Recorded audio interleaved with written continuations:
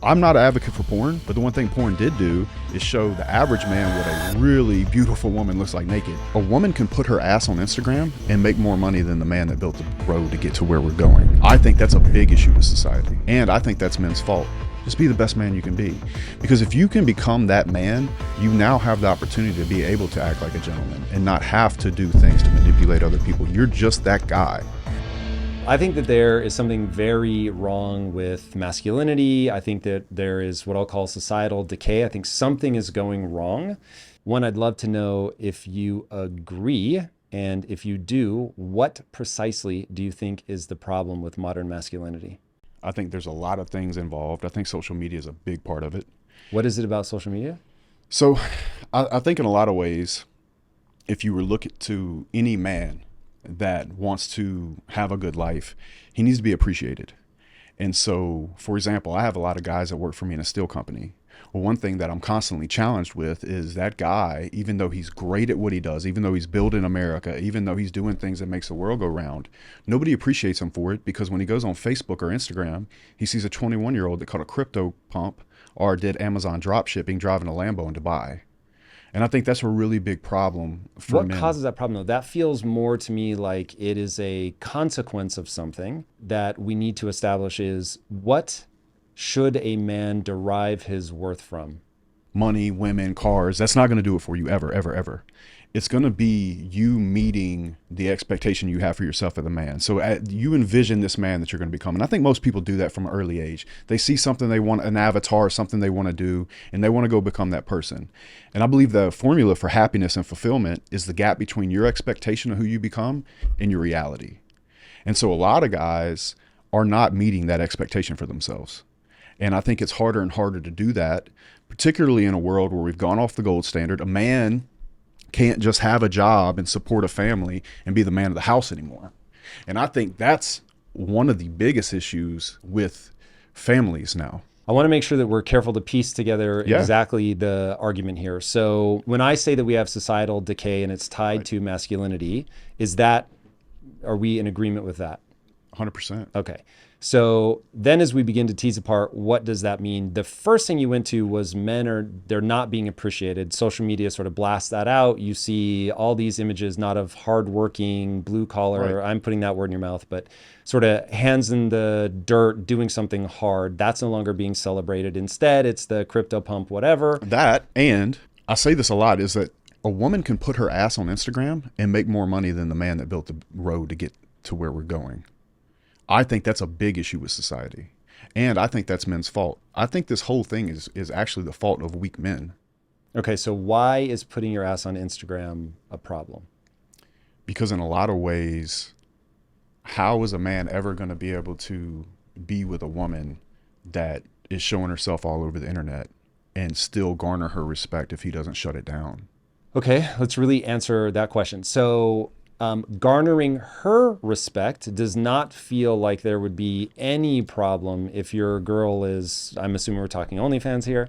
So your girl has an OnlyFans account. She's putting her ass out there. She has been given a gift from God, or she's working on it, and she's in incredible shape, and men are responding. And in many cases, she's going to make more money than the average guy. Which is fine. What I don't understand is, well, not true. Yeah, I would argue that it's not fine for their dynamic, probably. Okay, so the base assumption that I hear you say is that their dynamic will not be successful, and we'll need to define success in a second, but their dynamic will not be successful. She won't be able to respect him. Is that where you're going? Because she earns more money. She's in I think in most cases when the woman makes more than the man, then there's a bit of an issue. Okay. And you see it quite a bit. I don't think that's a crazy statement. It's interesting. I don't think it's a crazy statement, but there's a follow-on statement, which is, but what's the alternative? Because I live by a motto: never ask someone to slow down so that you can lead. I agree. I agree with that completely. And here's another thing. I don't judge those women on OnlyFans. I think in the past I might have put a light out there that I do. Actually, I don't. Because in my opinion, there's not enough strong men out there that could lead a woman for all of the women that probably make money on OnlyFans to find somebody they can look up to. I do think that's very important in a relationship dynamic, that the woman does look up to the man in some way. I do think that's very important. I think that's very primal as well. Do you think it's important that men look up to the women in some way? I think it's woman? important that they love and respect them. But there's a clear distinction for you between. There's a love and clear respect distinction and who looking the up. leader is. Respect equals love, right? I'll take that in that you believe that. I do believe that. Okay. I'd love for you to challenge it. I don't so you know don't yet. I think haven't if your thought about it. woman doesn't respect you, she doesn't love you? I don't think certainly I don't love everyone romantically that I respect. No, of course not. That's not what I'm saying. Like, respect equals love in the sense that if a woman can't respect you, she's probably not going to love you. And as she starts, Romantically, just yes, so I can be clear. and in many situations when a woman goes to leave, if she has lost respect for that man in some way, I do believe that. Yeah, respect I would say is necessary but not sufficient for a long-term pair bond. Will you give me that? I'll give you anything. Okay, Bro. so but what that do I you think think my is stance. though? What do you think is though? What do I think is the whole cocktail?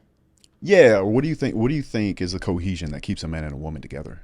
So, and we're now really jumping to right where I think my disconnect is with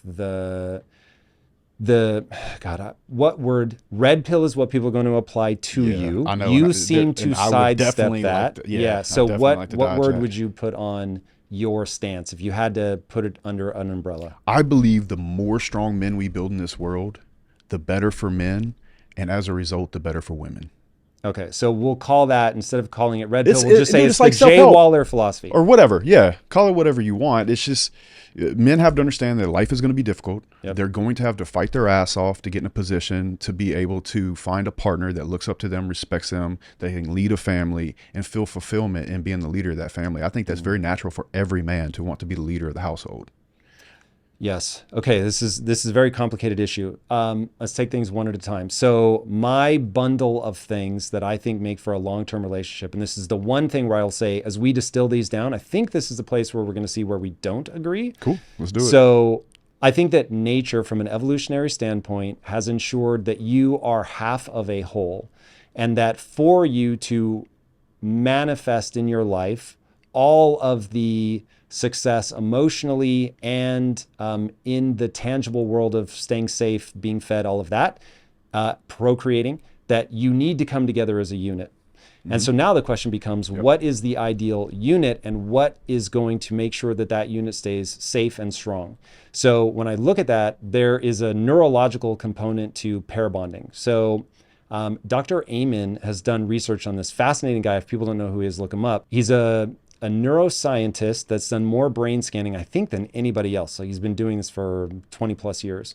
Like oxytocin and Yeah, stuff like so that. Okay, cool. vasopressin, oxytocin. Yep. And he was saying, I won't let someone date my daughter until I scan their brain and I see how receptive they are to those two compounds, because they're the compounds that predict pair bonding. And I thought, ooh, that's really interesting. And I think is a key reason why, so I've been married for 21 years, and why I think our marriage has been so successful. incredible. And she got with me when I was broke. It's hilarious that people accuse my wife of being a Of course gold they digger. do, bro. People on the Absolutely internet, hilarious. bro. So Yeah. but she finds it funny, and I find it hilarious. So part of our reason, I think I'm a super responder. So for me, I really get something out of pair bonding. So when my wife and I got together, and by the way, she's the only woman I ever told I loved. Not the only woman I've slept with, but the only woman I ever told I loved. So for me, it was like one shot, one kill. I knew exactly what I was looking for. When I found it, that was it, lock it up. So, and then the rest was, okay, do I know how to navigate this so that it gives me enough to be worth the sacrifice? But again, I'm coming at this from an evolutionary perspective of what is most likely to allow us to come together, to be safe in an ancestral environment where we're getting attacked left, right, and center, where our kids are hyper likely to die, where this is all really a dangerous endeavor. And so coming together and saying, are we making each other better? Am I a better version of myself with her than I would be without her? Is she a better version of herself with me than without me? And does she make me her number one? And this is where I think that's a big one. Yeah, where we might see a schism between how we look at this. So I would never give up sex with other women if I didn't become my wife's number one and feel like the coolest person in the world has picked me to be like, yo, if you ever slip, I've got you. You ever need to be pushed, I've got you. You never ever need help, a laugh, whatever. Somebody to see you, celebrate you, cheer you on, whatever. Like, I got you.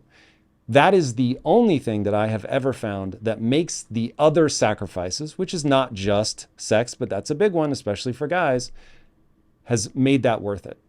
Can I ask you a question on the I got you thing? Please.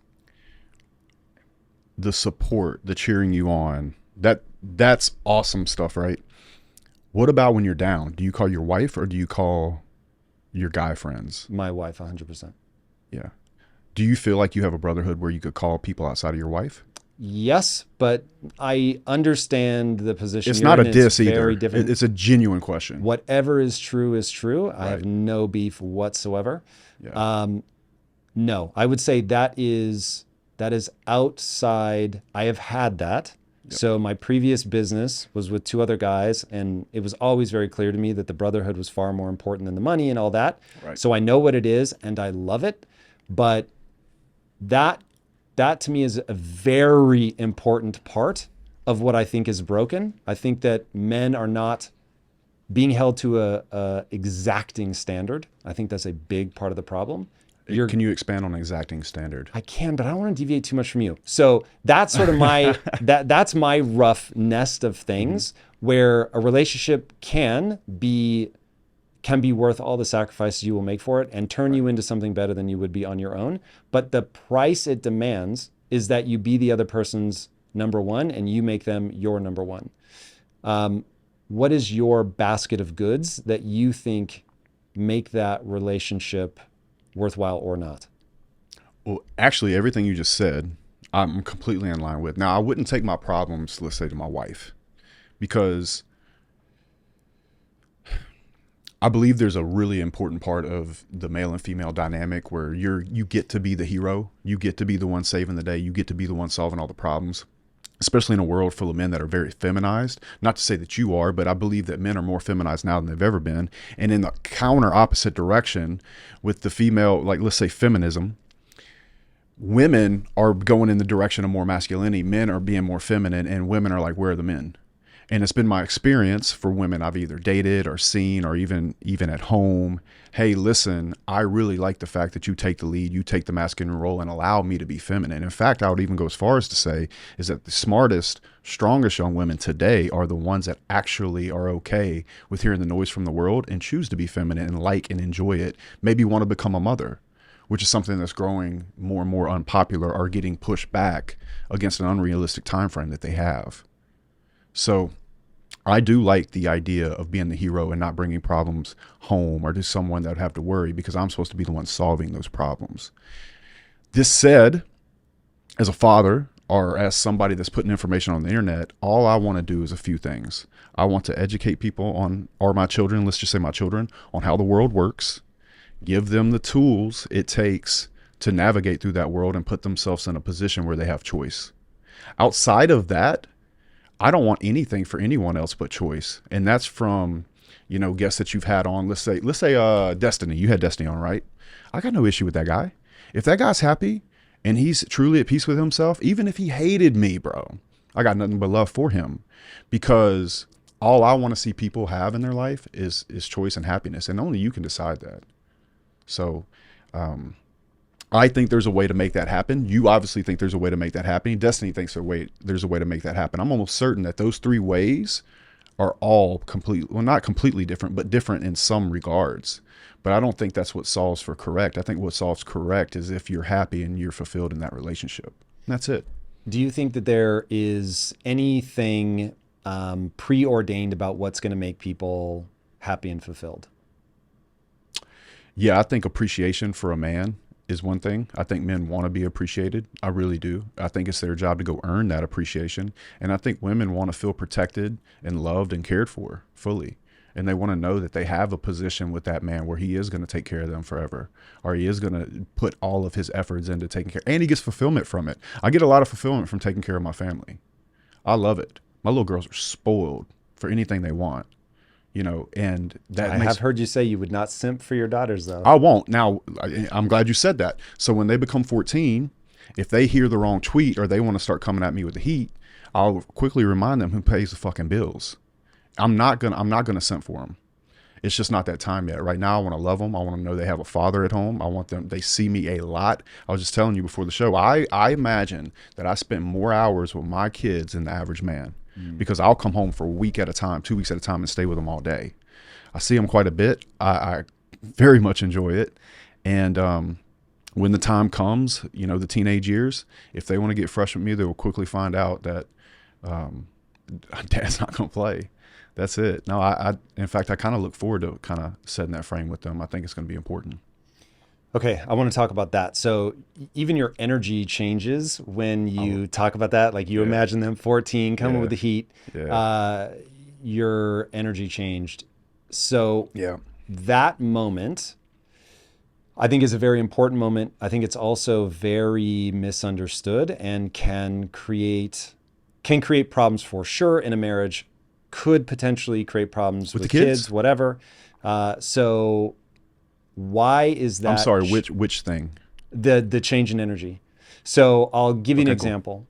Cool. My path was going from weak to strong, and I got into business and I was weak. And through the crucible of a brotherhood and the free market, I had to get hard.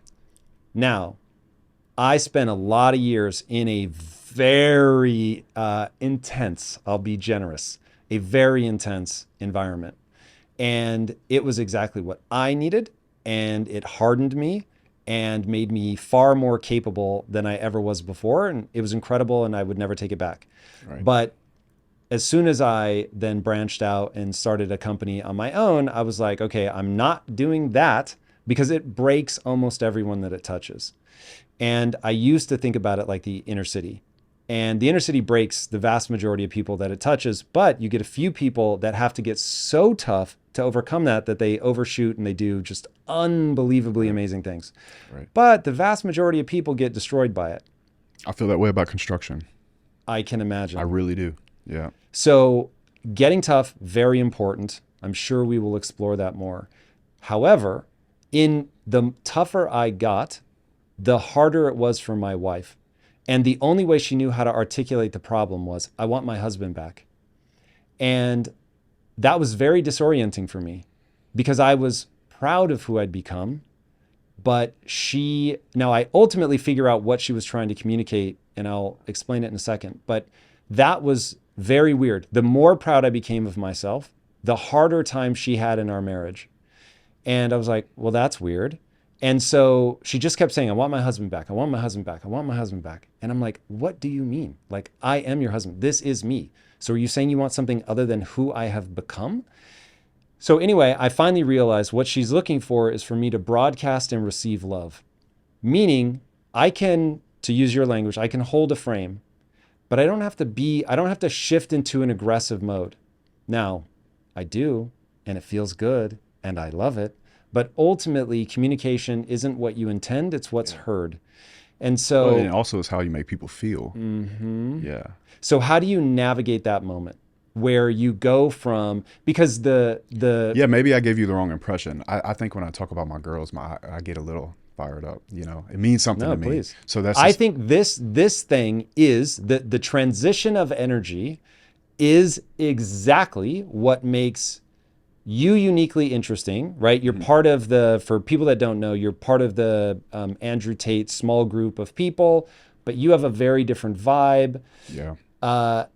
But if you think of that sort of energy as a spectrum, and you've got Andrew Tate, at least publicly, is only ever on aggression, in your face. I want to be as sensational and inflammatory as humanly possible. Right. And guilty or innocent, like he creates a frame that is not surprising at all, that he brings a lot of animosity in his direction. Yeah. You are able to move between, there are times where I'm going to be intense, and there are times where I'm going to be jovial and sweet and a gentleman. You've got a whole thing, I'm sure we'll talk about it, about what being a gentleman means and all that. But that moment of shifting your energy, I want to better understand what that means. Why, like, when you think about your daughters coming to you at 14, do you really want to bring the smoke, or is it like you want to be smoke at all? I think I might have shown you energy from passion. Anytime I get passion, if you'd asked me a business question and I'd have been talking about my guys, I would have said the same thing. But I wouldn't handle the situation any different with we're not much different with my daughter than I would an employee. I'd move any table out of the way. I'd sit with her or him, knee to knee, and say, hey, listen, I see this, this, and this, and here's where I think that this is going to either hurt you or hinder your situation. Here's why. I love you with all my heart. I'm not a yeller. I don't yell at my people. I certainly won't yell at my children, would never yell at a woman. So what I'm saying is that, yes, I'll get fired up on the subject, but if it came down to me and you talking about something that was really, really critical, or me and my daughter, or me and an employee, or me and Andrew, I would be very much just present in that moment with them, because I feel like if you start yelling at someone, they can no longer hear you. And so one thing I like to do is like just sit there knee to knee and be in their space and just be present in the moment and just tell them how I'm feeling. I won't get much higher than this. In fact, I'll probably be a little lower than this. I don't think people can hear you when you yell at them or when you get overly aggressive. So I might have made that mistake earlier in my 20s, but generally now I'm not raising my voice. No, not at all.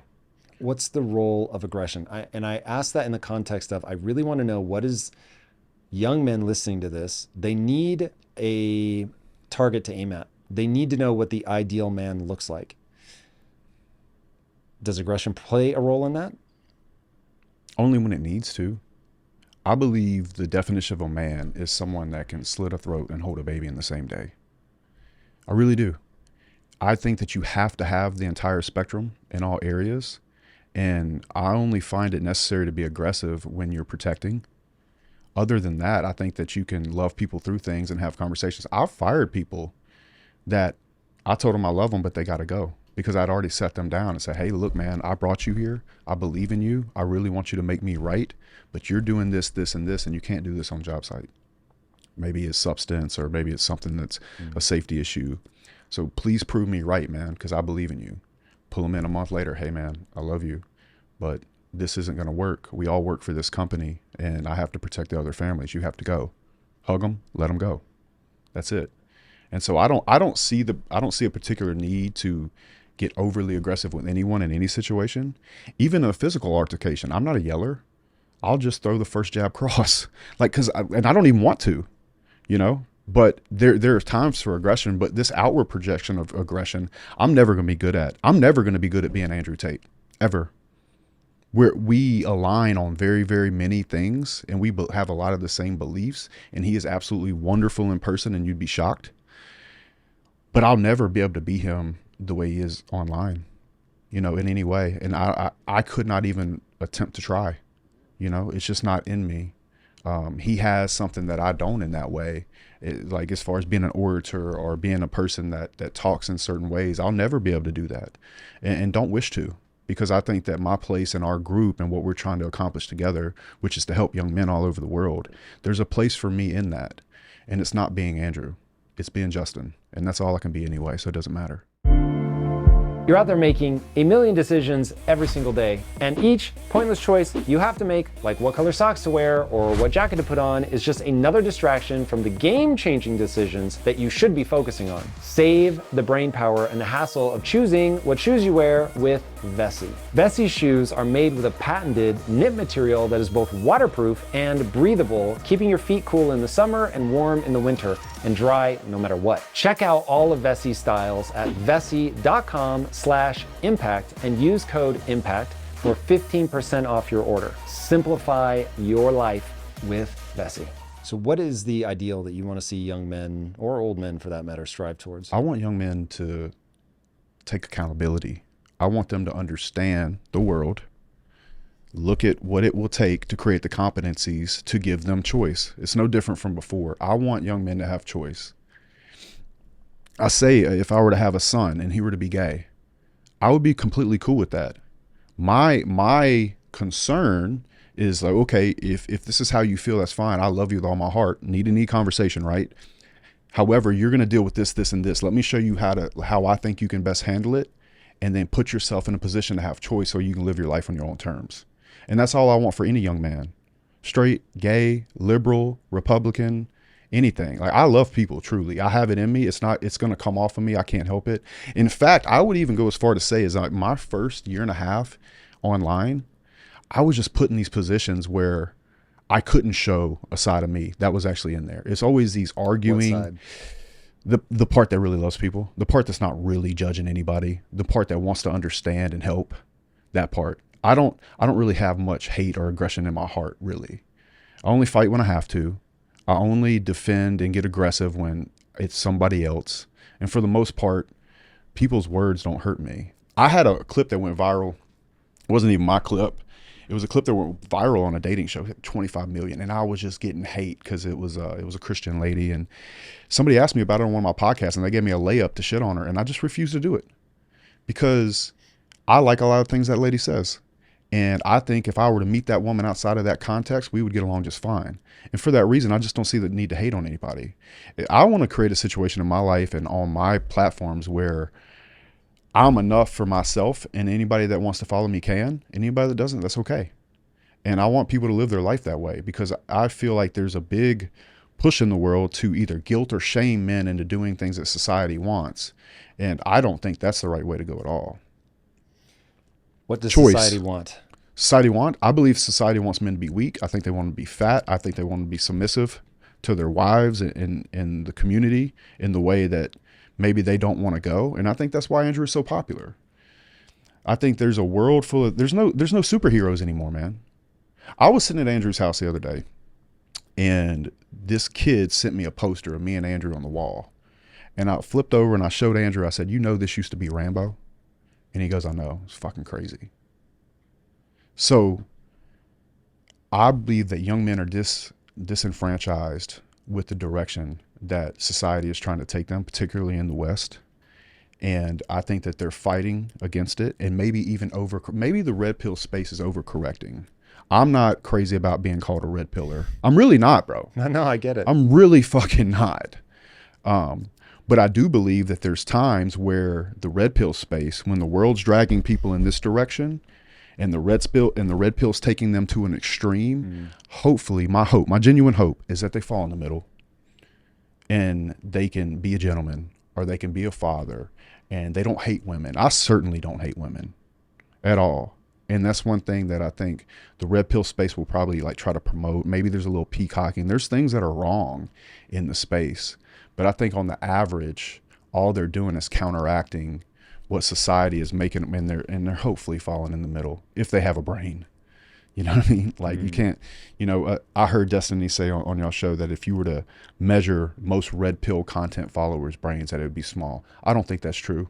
I just think those young men want to answer, and they need somebody strong to look up to. And when they look up now, their superheroes are homosexual or feminine or whatever, and they don't buy it. And why doesn't that work, or why is that bad? For young men? Yep. I think that they're disenfranchised with being suppressed as males, in that they want to grow up and they want to do these great things and they want to be strong and they want to be capable. And the same thing with Jordan Peterson. Jordan Peterson created the same movement in a much different way. And I just think that young men are tired of being asked to not be men. Okay. So, and that's hard to argue with, man. I can give you the argument for it. Please. It is not one that I necessarily agree with. But so before I do that, what I really want to understand, every time somebody puts forth like, this is how I think things should be or whatever, they put forth a hypothesis. So your hypothesis is that men are, they're not given a vision of what they could be.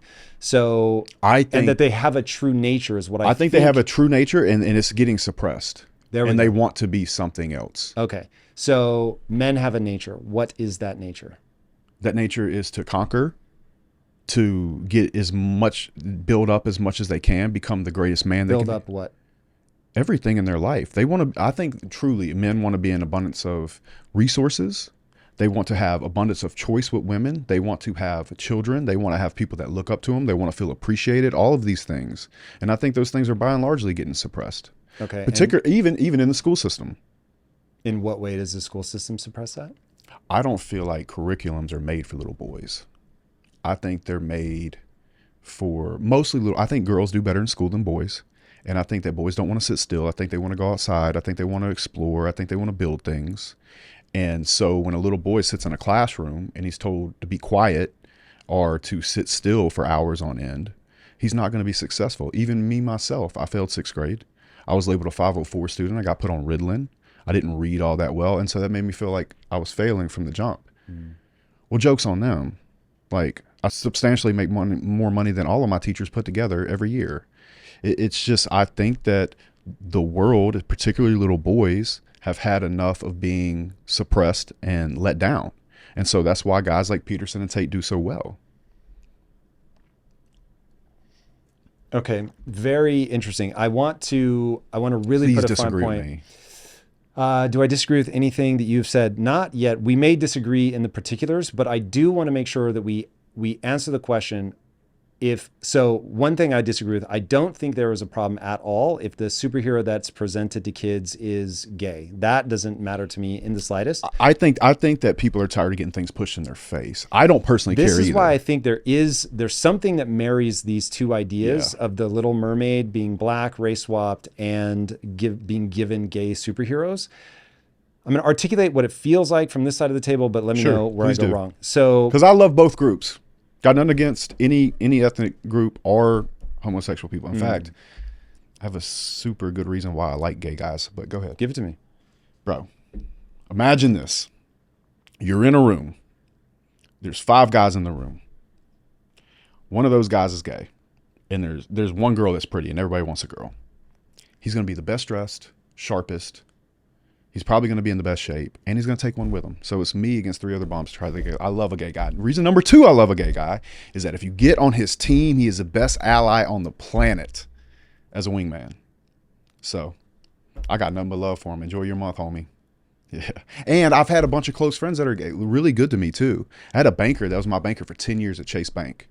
Really helped me through some hard times, helped me move money, all kinds of things. And like, we would go eat lunch and dinner and he'd hit on me. I'm like, bro, shut up. And it was like this joke. I'm like, I'm going to kick your ass. He goes, oh, please. Like, it's just like, guys don't really care. And I don't think people care about race and gender, or excuse me, the sexual preference as much as the world says. And I think that's the issue, is that it gets pushed in people's face anyway when nobody really cares anymore.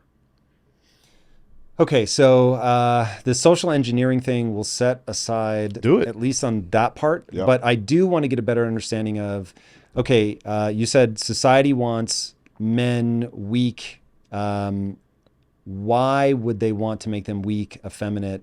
Do you think, is So this they'll like comply. conspiracy land? So they'll comply. Okay. You want to take over a country, right?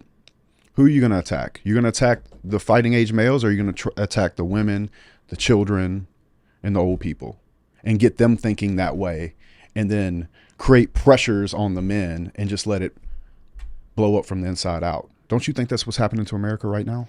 No. What do you think's happening? So I have a very bad feeling that this is what happens when nobody's being chased by a lion.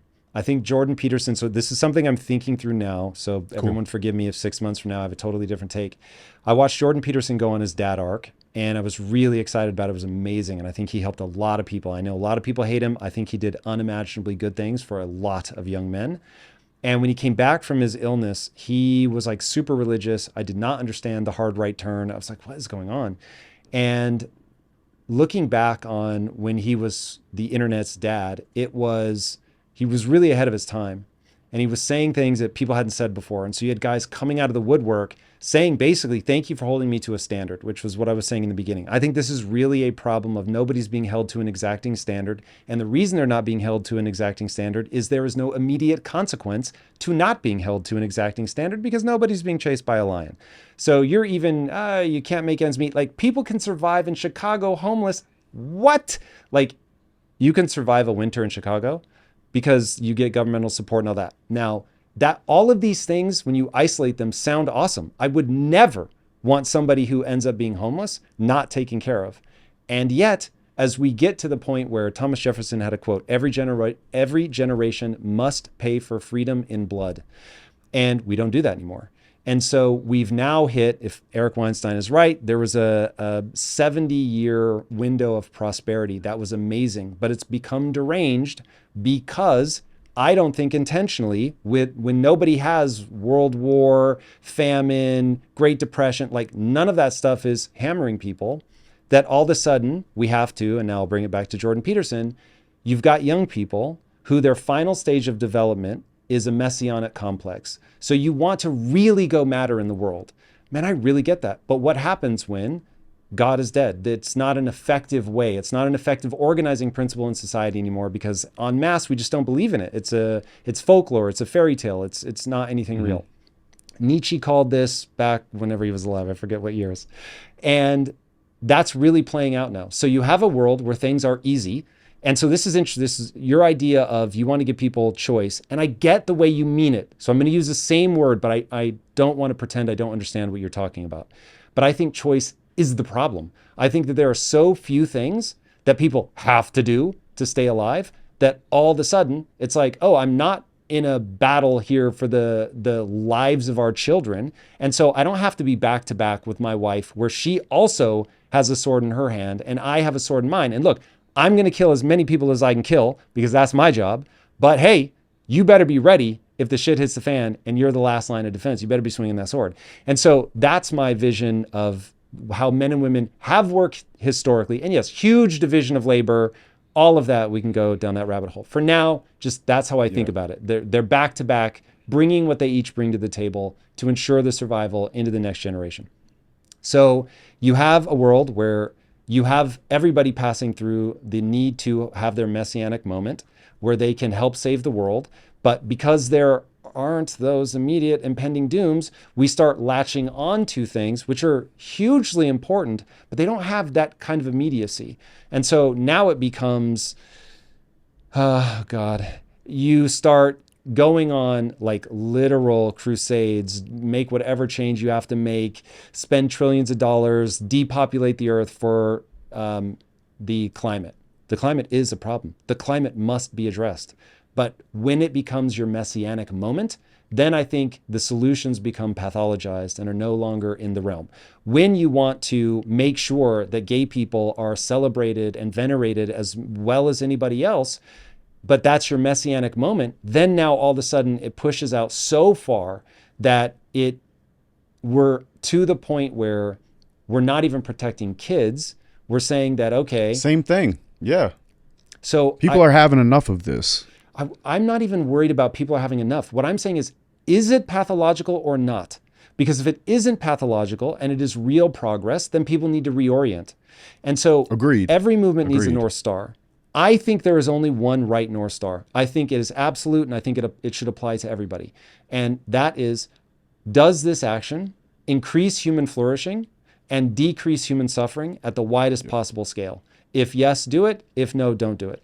Now you get into complexities about, okay, how do we weight future lives versus contemporary lives? Anyway, we will rapidly get way too far off. So this is what I think is the problem. Yeah. Everyone needs their Messiah moment. Like we need it. We need to matter. We need to feel like we have contributed meaningfully. That's what I meant by appreciation. 100%, which we'll get to that because I've got a whole thing about appreciation. Yep. The number of times I've tried to get my wife to understand, all you have to do, you can manipulate me to the ends of the earth. I will do anything you want. Just fucking appreciate me. Just make me feel appreciated. Yes. Anyway, we'll get to that. But that ties into what you're talking about. Brother, 100%. Yeah. So, but right now, the thing I think is a problem. I do not think there's a master plan. I think we've made things so good. I think it's just fucked. Yeah, we've made things so good that now all of a sudden things are breaking down because we have these evolutionary drives to fight, to matter, to be messiahs. I don't mean that literally, but that impulse to really save people, to really contribute, to really help. But there's no one to fight anymore. So anyway, there's pathology on both sides. It's what I really want people to understand. So what do you think? You think it's just because we're in this whole good times, strong men, weak times, that whole, that is we're in that cycle? Yes, it's a very simple way. It's probably overly simplistic, but it certainly gets people in the right direction. But more important to me is, okay, then what do we do about it? So that's where I really want to understand, like, the ideal you've laid out of what you want men to strive towards, what young men should be doing. But as we actually then put that in a modern context, what does it look like? What is your North Star? Off camera, you and I were talking. In fact, you brought it up earlier, that if you're striving for money and things, it won't work. It won't work, but you should do it. And so how do you get people to understand that I have a lot of money and yet I'm still pursuing more money, and unabashedly so, but I understand what money is. And so how do you help as the more nuanced of the tribe, I wouldn't the say elder so. statesman of the red pill I here. wouldn't say that. I would. So whether you're the most nuanced, totally different question. But as the more nuanced, how do we bring this into the real world? How do we give young men a map out of a world where I think they have too many choices because they're not truly under threat, and they're making the easy choice at every turn. Right. And in conjunction with things like chemical exposure, which I do think microplastics play a bigger role in all this than I want to imagine. Yeah, man. In I agree with that that. sort of whole thing, Yeah. how do we help them find a path out? Cool. So we have to start with the fact that it's going to be hard. It's going to be difficult. You have to accept that, right?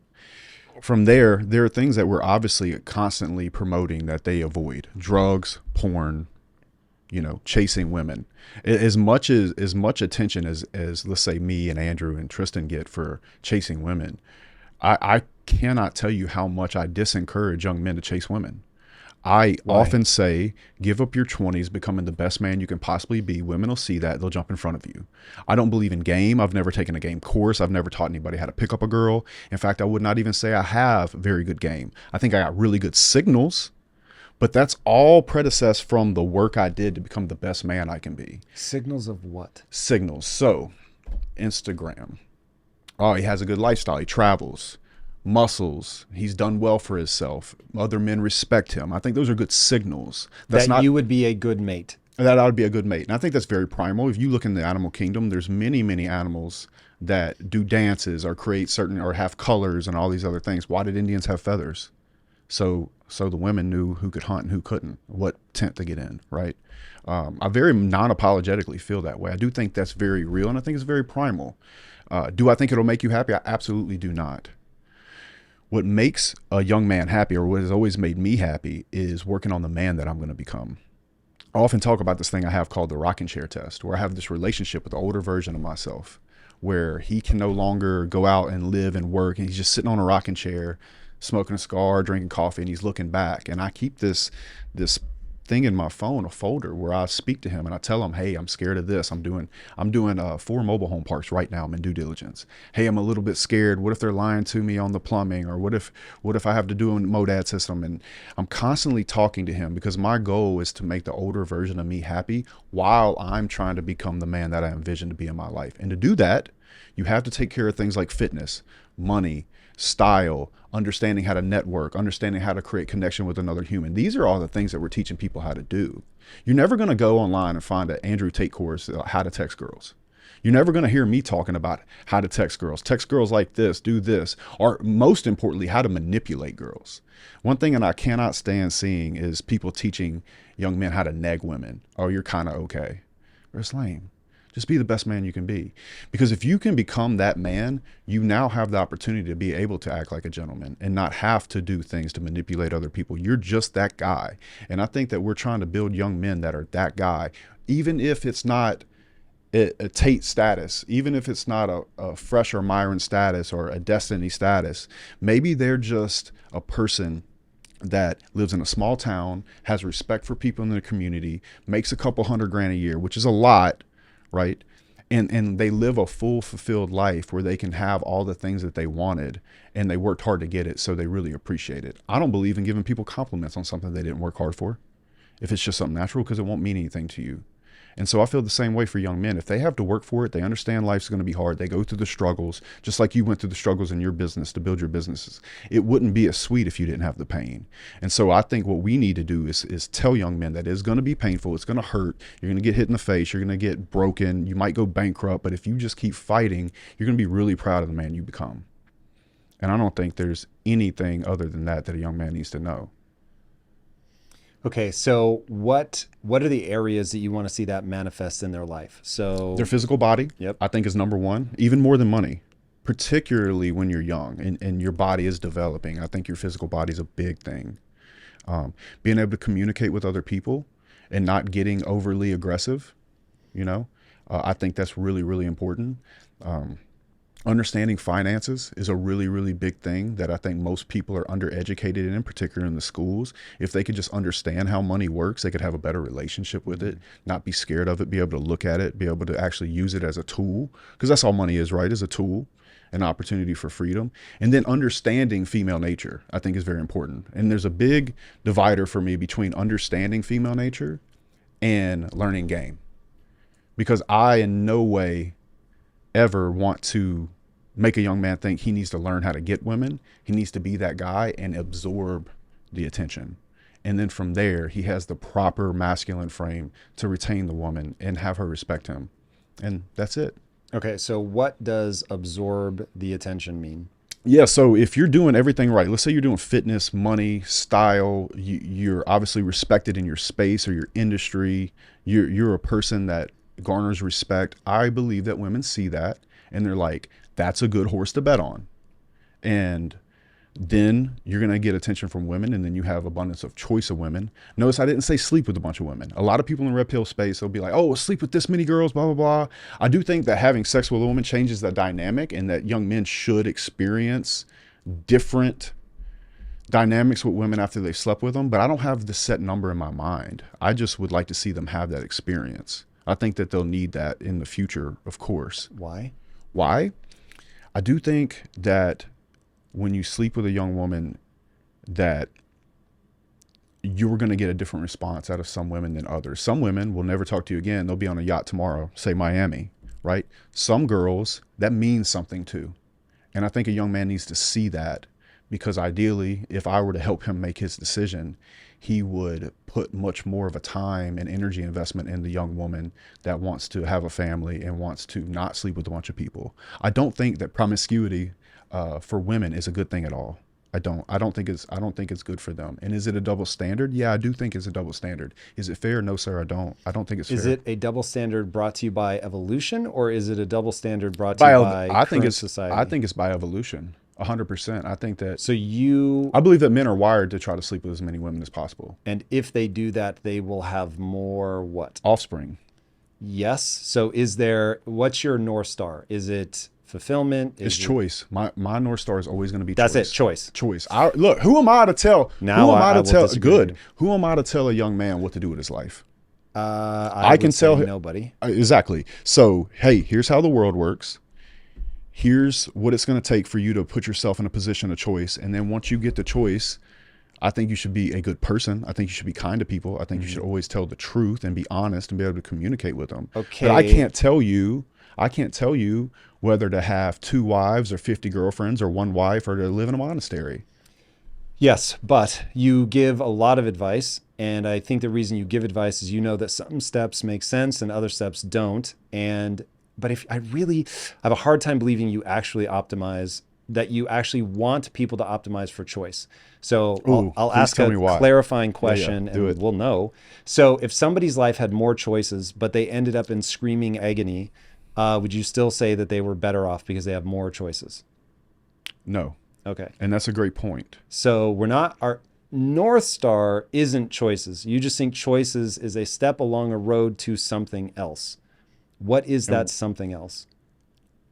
I'm going back to choice, man.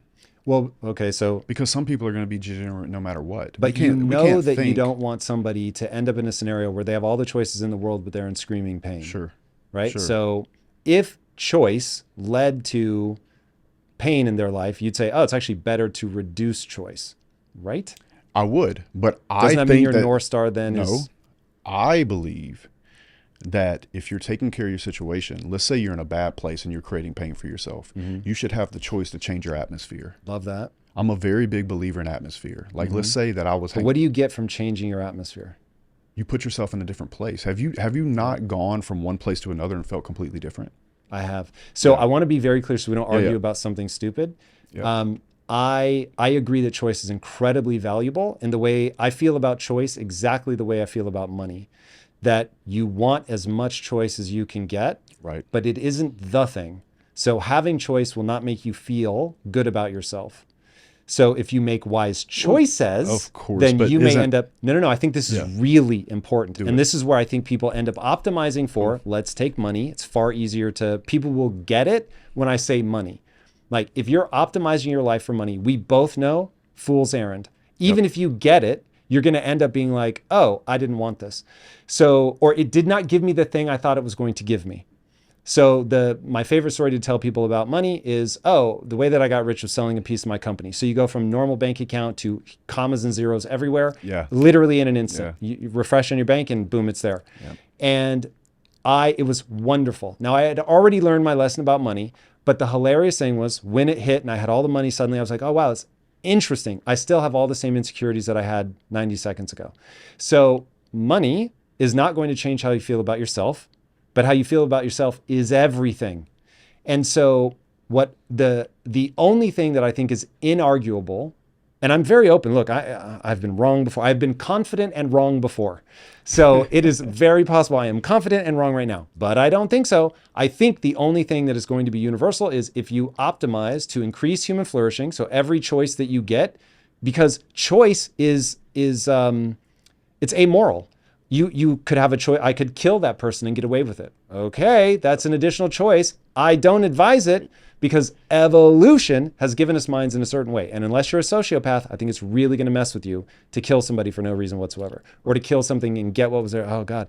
So I would say the only way to think about it is you're optimizing for human flourishing, and choice is one of the things that will help you be able to navigate those paths well. But you can have choice and make all of the wrong ones and end up in a position where, yes, you can now back out of it and thank God. So we're grateful that you have choice, but by just pursuing choice, there's a you do not end up word at the right in place. all of these pillars on the way to choice, and that's discipline.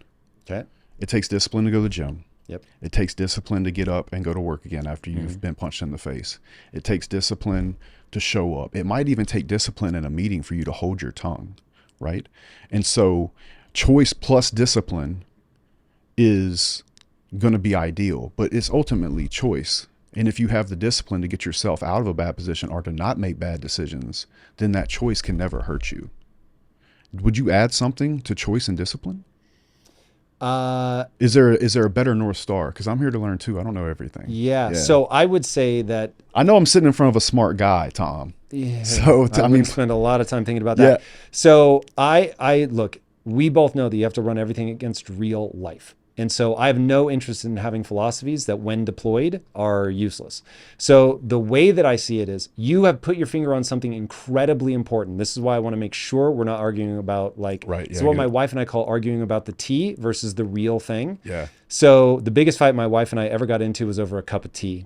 And about 2 hours into a screaming match, I realized there's no way this is about the tea. There's just no way. Right. And so finally I was like, what are we really arguing about here? So you have laid out some things on the table, and I want to make sure you hear and that everybody listening hears, I think choice is a good thing. It's very powerful. Right. I want to make sure that people understand that there are going to be a few things in their life that will be incredibly important to have. Now, I would say without discipline, you will never have choice. Exactly. So discipline, hugely important, already more important than choice, because discipline is the foundational thing. Of choice, of every pillar to get choice. It will give you many things, including choice. So you have discipline, which is necessary but not sufficient for choice. So discipline, we have choice. Choice is amazing. But those are both things that we leverage, in my opinion, to get to a neurochemical state. Now, it is very important to understand one thing about me, that I am a physicalist. I believe everything comes down to your brain. I don't think there's anything spiritual. I don't think you have a soul. I think if I drive a 3-foot tamping rod through your head, it will change you forever. True story. Look him up. His name is Phineas Gage. And it's just, that just is. And so even if this is all a simulation, which anybody that follows me knows, it really might be, the simulation works in a certain way. And so there is still cause and effect within the simulation. So I believe that we are entirely tied to our biology, and that you have nothing without biology, which is why I was saying, I think I'm a hyper-responder to oxytocin and vasopressin, which is why it's easy for me to have a 21-year marriage. Other people may struggle, and maybe they're just dopamine freaks, and so they have to fuck everything that moves, because it's the only thing that gives them that dopamine rush. So it's like, know thyself. I'm not even passing judgment. I don't care. Just I get it. I'm aiming towards one thing, human flourishing. That's it. Now, I think that evolution has just made it true that human flourishing is, there are outliers, everything's a bell curve, but there's a big, like when we talk about the center, That center follows a recipe that I will say is fulfillment. And that recipe is very simple. Every word I'm going to say is non-negotiable. You must work hard to garner a set of skills that allow you to serve not only yourself, but other people in a way that you find exciting.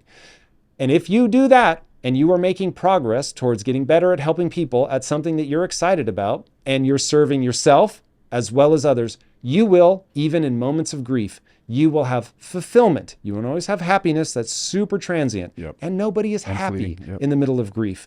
But you can be fulfilled in the middle of grief. And the reason that recipe to me it is non-negotiable is because nature had to make sure that as it cobbled you together from a bunch of competing cells, that you would ultimately stay alive long enough to have kids that have kids. That's it. That's all nature is trying to do. And since nature only has two levers, pleasure and pain, it starts yanking the fuck out of those two levers to make sure that you do all the behaviors that you need to do in order to have kids that have kids. So don't you feel like that's our basic desire to have the choice to be able to do the things that you just said? I Because do. I have no don't beef with intrinsically choice. find it to be different. The only issue I have is I think if you optimize as choice is the end product, it will lead to suboptimal outcomes. It doesn't necessarily lead to fulfillment. And do you think that the proper answer is to optimize yourself, like optimize your body and your mind? And I think you're optimizing your biology. So for me, everything can work back from fulfillment. So you have algorithms running in your mind. Right. And those algorithms make you value certain things. And one of them is for whatever reason. And I'm guessing there's just probably some relatively self-evident things around being strong or capable or whatever, healthy. Maybe it's that simple. That when you get in shape, and guys, I will say this for you for sure, as you get strong and look aesthetically pleasing, you will feel awesome about yourself. And if I lost everything tomorrow and my wife, let's say, left me, step one, get ridiculously jacked. I know that the biggest breakthrough in business for me was changing my physique. Bro, I'm much smaller now than I used to be. I always say that. I completely agree with you. 100%. Proceed. So, but your mind's better, everything. For sure. To me, that's all algorithm running. It just is. There's no way to escape it. It also, I believe that we put energies off. What does that mean? So you know how like the body's like an electrical system. I'm sure you know this, right? Or do you disagree? I don't disagree, but now you're treading on where. Listen, this is not my woo-woo. This is not my subject, but I do believe that when you walk in a room and you're confident and you stand tall and you believe in yourself, that energy does come off of you. Yes, I don't know that it matters. I totally agree that we send signals, and I totally agree the other person can read those signals, whether they're energetic or just the brain knowing how to read other people. It is, irrelevant. Primer or whatever.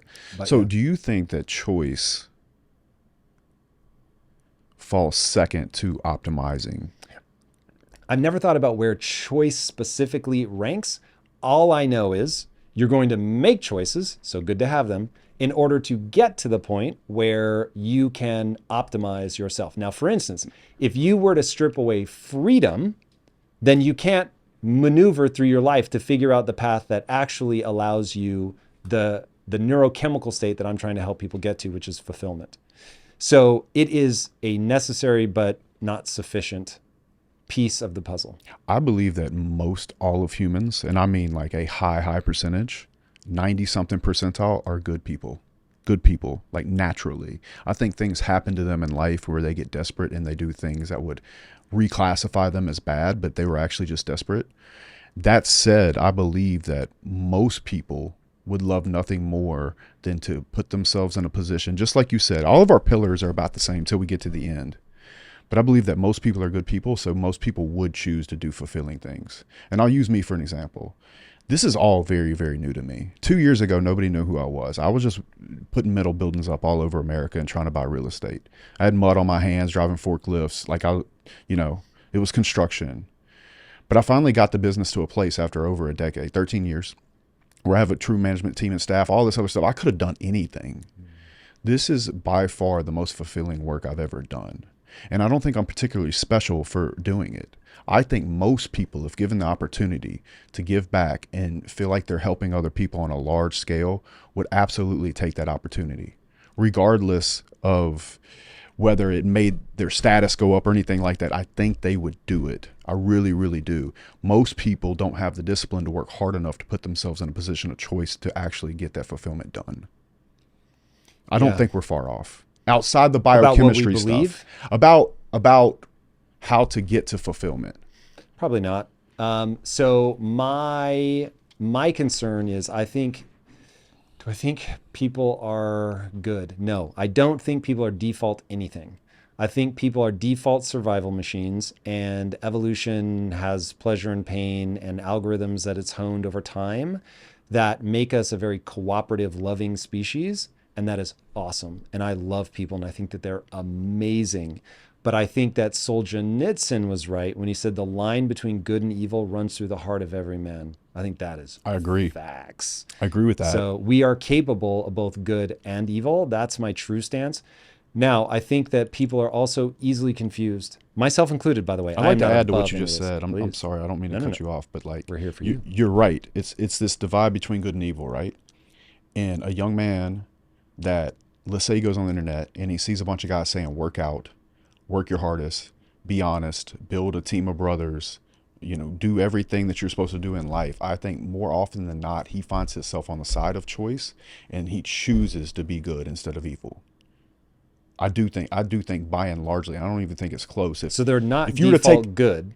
They just no, they're not default good. Good choices. But if they do these things that we're all trying to preach, you included. I've heard you say plenty of the things that I say. I don't think there's a whole lot of new information out there about how to live a good life. Mm-hmm. It's if they take the initiative and have the discipline to build these pillars in their life. If they all got to a position where they had choice, let's say you took 1,000 men that did all of those things that you did, that maybe I did, that maybe some of these other people had done, I think they would choose the side of doing good things more than they would do evil, just naturally. Because don't we run in packs? Don't we want to be a part of the group as humans? Yes. Right. So I'm not sure this will be fruitful, but it'll be fun. So let's go down this road. Okay. So one, I'm going to say something that I think you'll agree with so hard you're going to get a leg cramp. Okay. Cool. Which is that if you have somebody that just won't make change, their life is trash in every way possible, and you want to see them make change, you kidnap them. You take them to a deserted island and you stock that deserted island with people that they really respect that will make huge demands of them. And they either conform to that group and do the things to earn that group's respect, or they remain an outcast. They will conform to the group and they will suddenly do all the things you would need to do to earn those people's respect. Their life will turn around instantaneously. Cramp installed. Yep. So whenever somebody says, oh my God, I've got a 15-year-old and I just cannot reach them, what do I do? I'm like, I'll tell you what'll work. You're not going to do it. So that's just the brotherhood. It's going to work, and it's going to work 100% of the time. Now, the problem becomes that humans are very good at othering other people. And hey, evolution is just trying to keep you alive long enough to have kids that have kids. Now, if we want to get real ugly for a second, and hey, why not? This is what I think is true. I think for a very long time, what ended up happening, and this is why we are going to talk about polygyny at some point, and here is why I'm super tense about I think polygyny is a response to an economic situation where you end up getting men that are hyper successful. You have no middle class, and women really are better off going with the 0.1% of men or whatever, and being like the seventh wife. It really is better. It's a wiser strategy when you're trying to make sure that your kids survive. I've argued the point. Proceed. Yep. So I get that. Now the catch becomes that for a long time, what we would do when we had times of surplus men, as they call them. So you've got all these guys that can't get laid. No one's going to like to hear it said like that, but that's the truth. Right. And when young men can't get laid, they really become a problem. Yep. And so you would put them together into warring tribes. Let's call them Vikings. And you set them about warring. And the whole point of war is to war brides. Kidnap women. Yeah. And look, it's ugly, it's nasty. And that's why I say, I don't know. Like internally, their tribe would be like, oh my God, they're the most moral, just, incredible people. And then I'd be looking at them going, they have slaves. They just killed that woman's husband and took her back. That's horrendous. But their group would say they're amazing. So this is one where, again, I want to remind myself. Everybody else can ignore me, but I'm going to remind myself. The line between good and evil runs through my heart. And if I am not constantly looking up at that North Star, what will accidentally become my North Star is everything good for me. And the problem is that if that doesn't reach a check somewhere, now you're going to have a problem. Do you think those Vikings were bad people? Oh my God. Thank you for asking me a question that I have not thought through. I think they did very bad things. I do not want future generations judging me. I only want people in my current moment judging me. Yes, I'm speaking to all the people tearing down the past right now. I don't think that's a wise or fair move. So I do not want to pass judgment from here, but I would not act like they act. I don't think you had a choice. Yeah, probably. That's what I'm saying. I don't want to judge them. Yeah, Because back then, you wouldn't have a choice. Yeah. Totally get it. Which Nature's is why metal. Say that again. Because for people that don't know what you mean by that, I think that's a very important point. Nature is metal, for sure. You follow that Instagram page? I do. Yeah, bro, it's badass. My It's boy. gnarly. Yeah, So gnarly. Bro, but it's a reality check. I don't like those videos, but I'll watch that a video on that channel and be like, this is what the world is. And you can get mad or play ball. You know, and another thing that what's the gnarliest nature is metal post you've seen? Bro, I saw one of these two dogs. They got caught on Visqueen on the side of like a pond, and there's a crocodile at the bottom. And they're just scrambling, trying to get up, and he's just waiting. They didn't make it, bro. Oh, that's so They rough. slid down, and they're just fighting to not slide down. Whack, got him. Yep. Yep. Yeah. But just like the Vikings, that crocodile is in a position of survival. And I think the humans are ultimately trying to live their life at the highest levels of survival in all realms. And I think every man is trying to do that. I don't particularly think the Vikings were bad people. I think that their back was against the wall and they had no options. And so they did it by force. Can I give you a slight variation on that theme? Proceed. Nature is metal.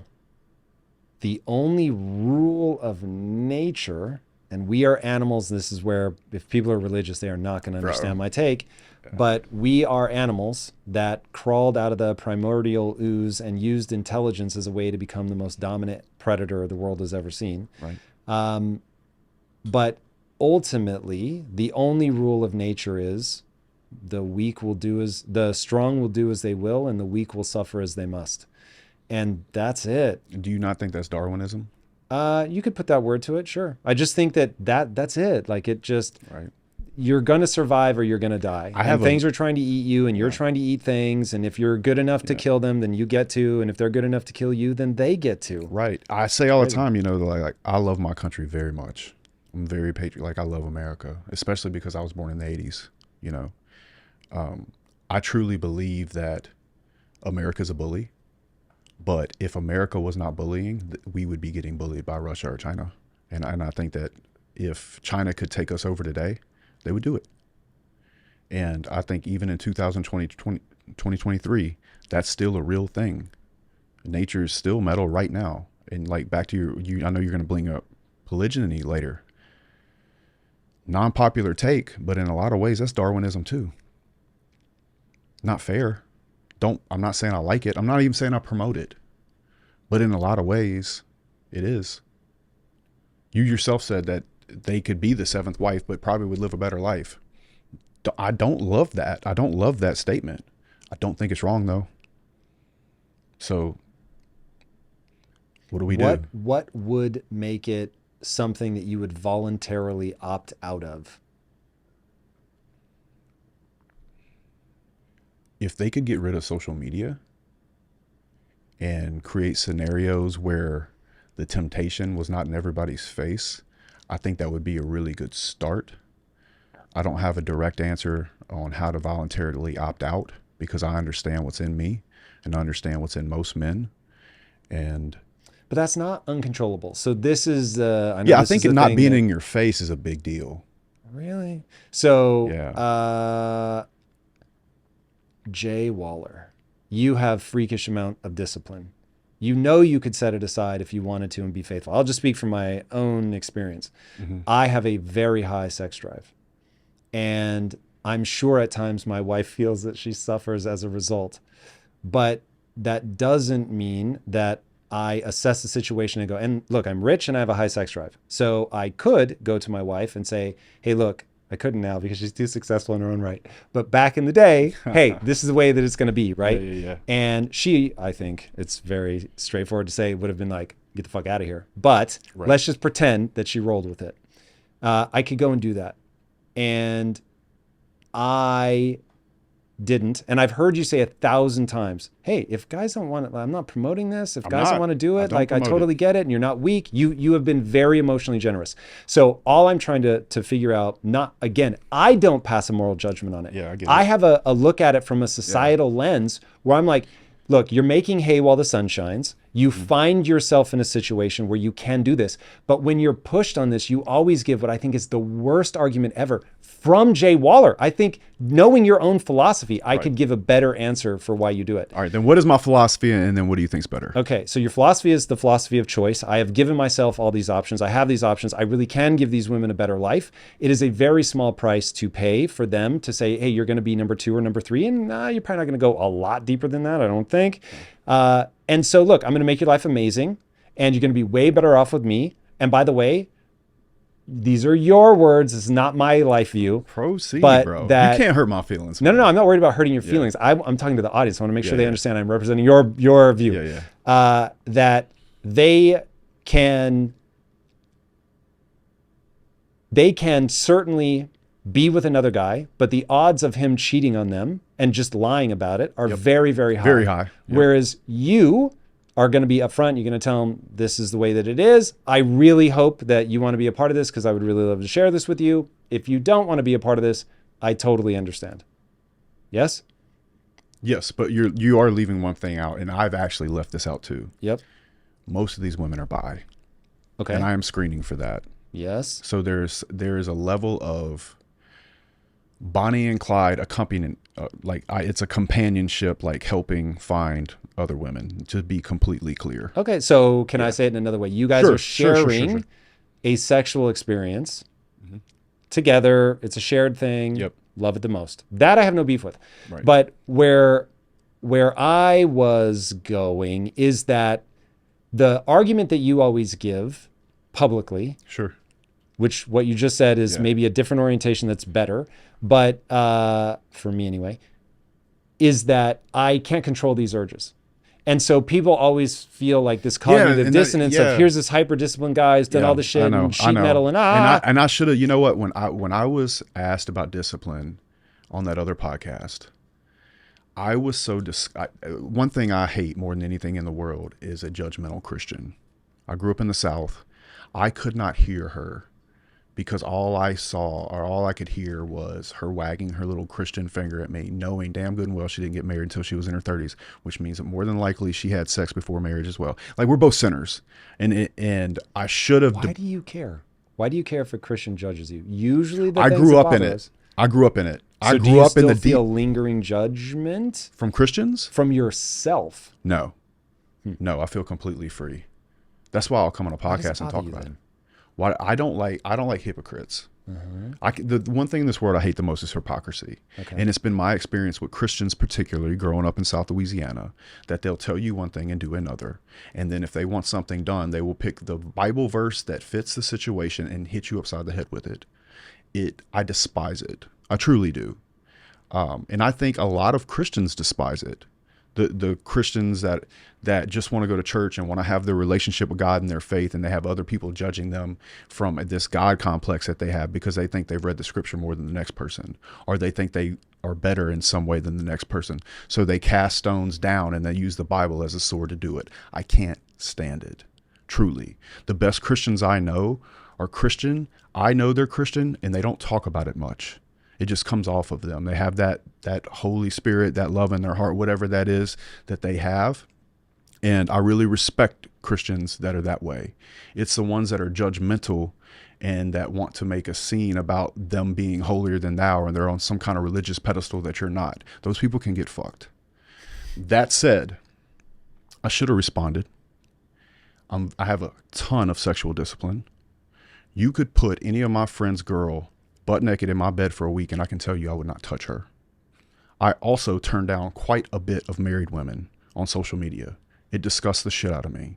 Also, a lot of times Christians with their Jesus background on their Facebook timeline and then sliding in my DMs. I'm very aware of it. I have a hyper interesting view of hypergamy on my social media, just because. Tell people that don't know what's hypergamy. Hypergamy is when a woman is looking out into the world. This is my definition. I don't have Webster's memorized. When a woman is looking out into the world and looking for other partners that she could possibly be with, and putting out signals to see if she can, what they call monkey branch, over to that next partner. So they have a foot in the boat and a foot out in hopes that they can jump on the other boat. And typically hypergamy is tied to the idea of over or up. So they're dating laterally. It's either over or up, and most oftentimes it's up. Mm.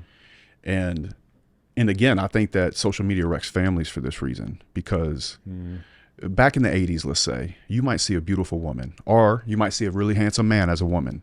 You saw him one time in a parking lot. He might live in that town with you, and you might not see him for another 20 years. That's not in your face. When I bought that Lamborghini the other day, it went on my Facebook. Everybody's wife that is friends with me on Facebook saw that I bought a Lamborghini. Like, I'm not super excited about that. It's not even the reason I posted it. But hypergamy is generally happening when all these other options are out there, and that woman says, okay, well, that is a better mate choice for me from a primal perspective. And so they make that attempt to make that move. And you see it quite a bit, especially with social media. Mm. It's interesting. So I look at from a social media perspective, and again, tying this back into the whole thing that got me thinking about this is, so one, I do view it very differently. If you're talking about my wife, girlfriend, whatever status, we like to share this kind of sexual experience, no beef. Right. I to be honest, I don't have a beef with any of it. People should live whatever life they want. What I worry about is that just like I don't think the damage is being created by social media per se.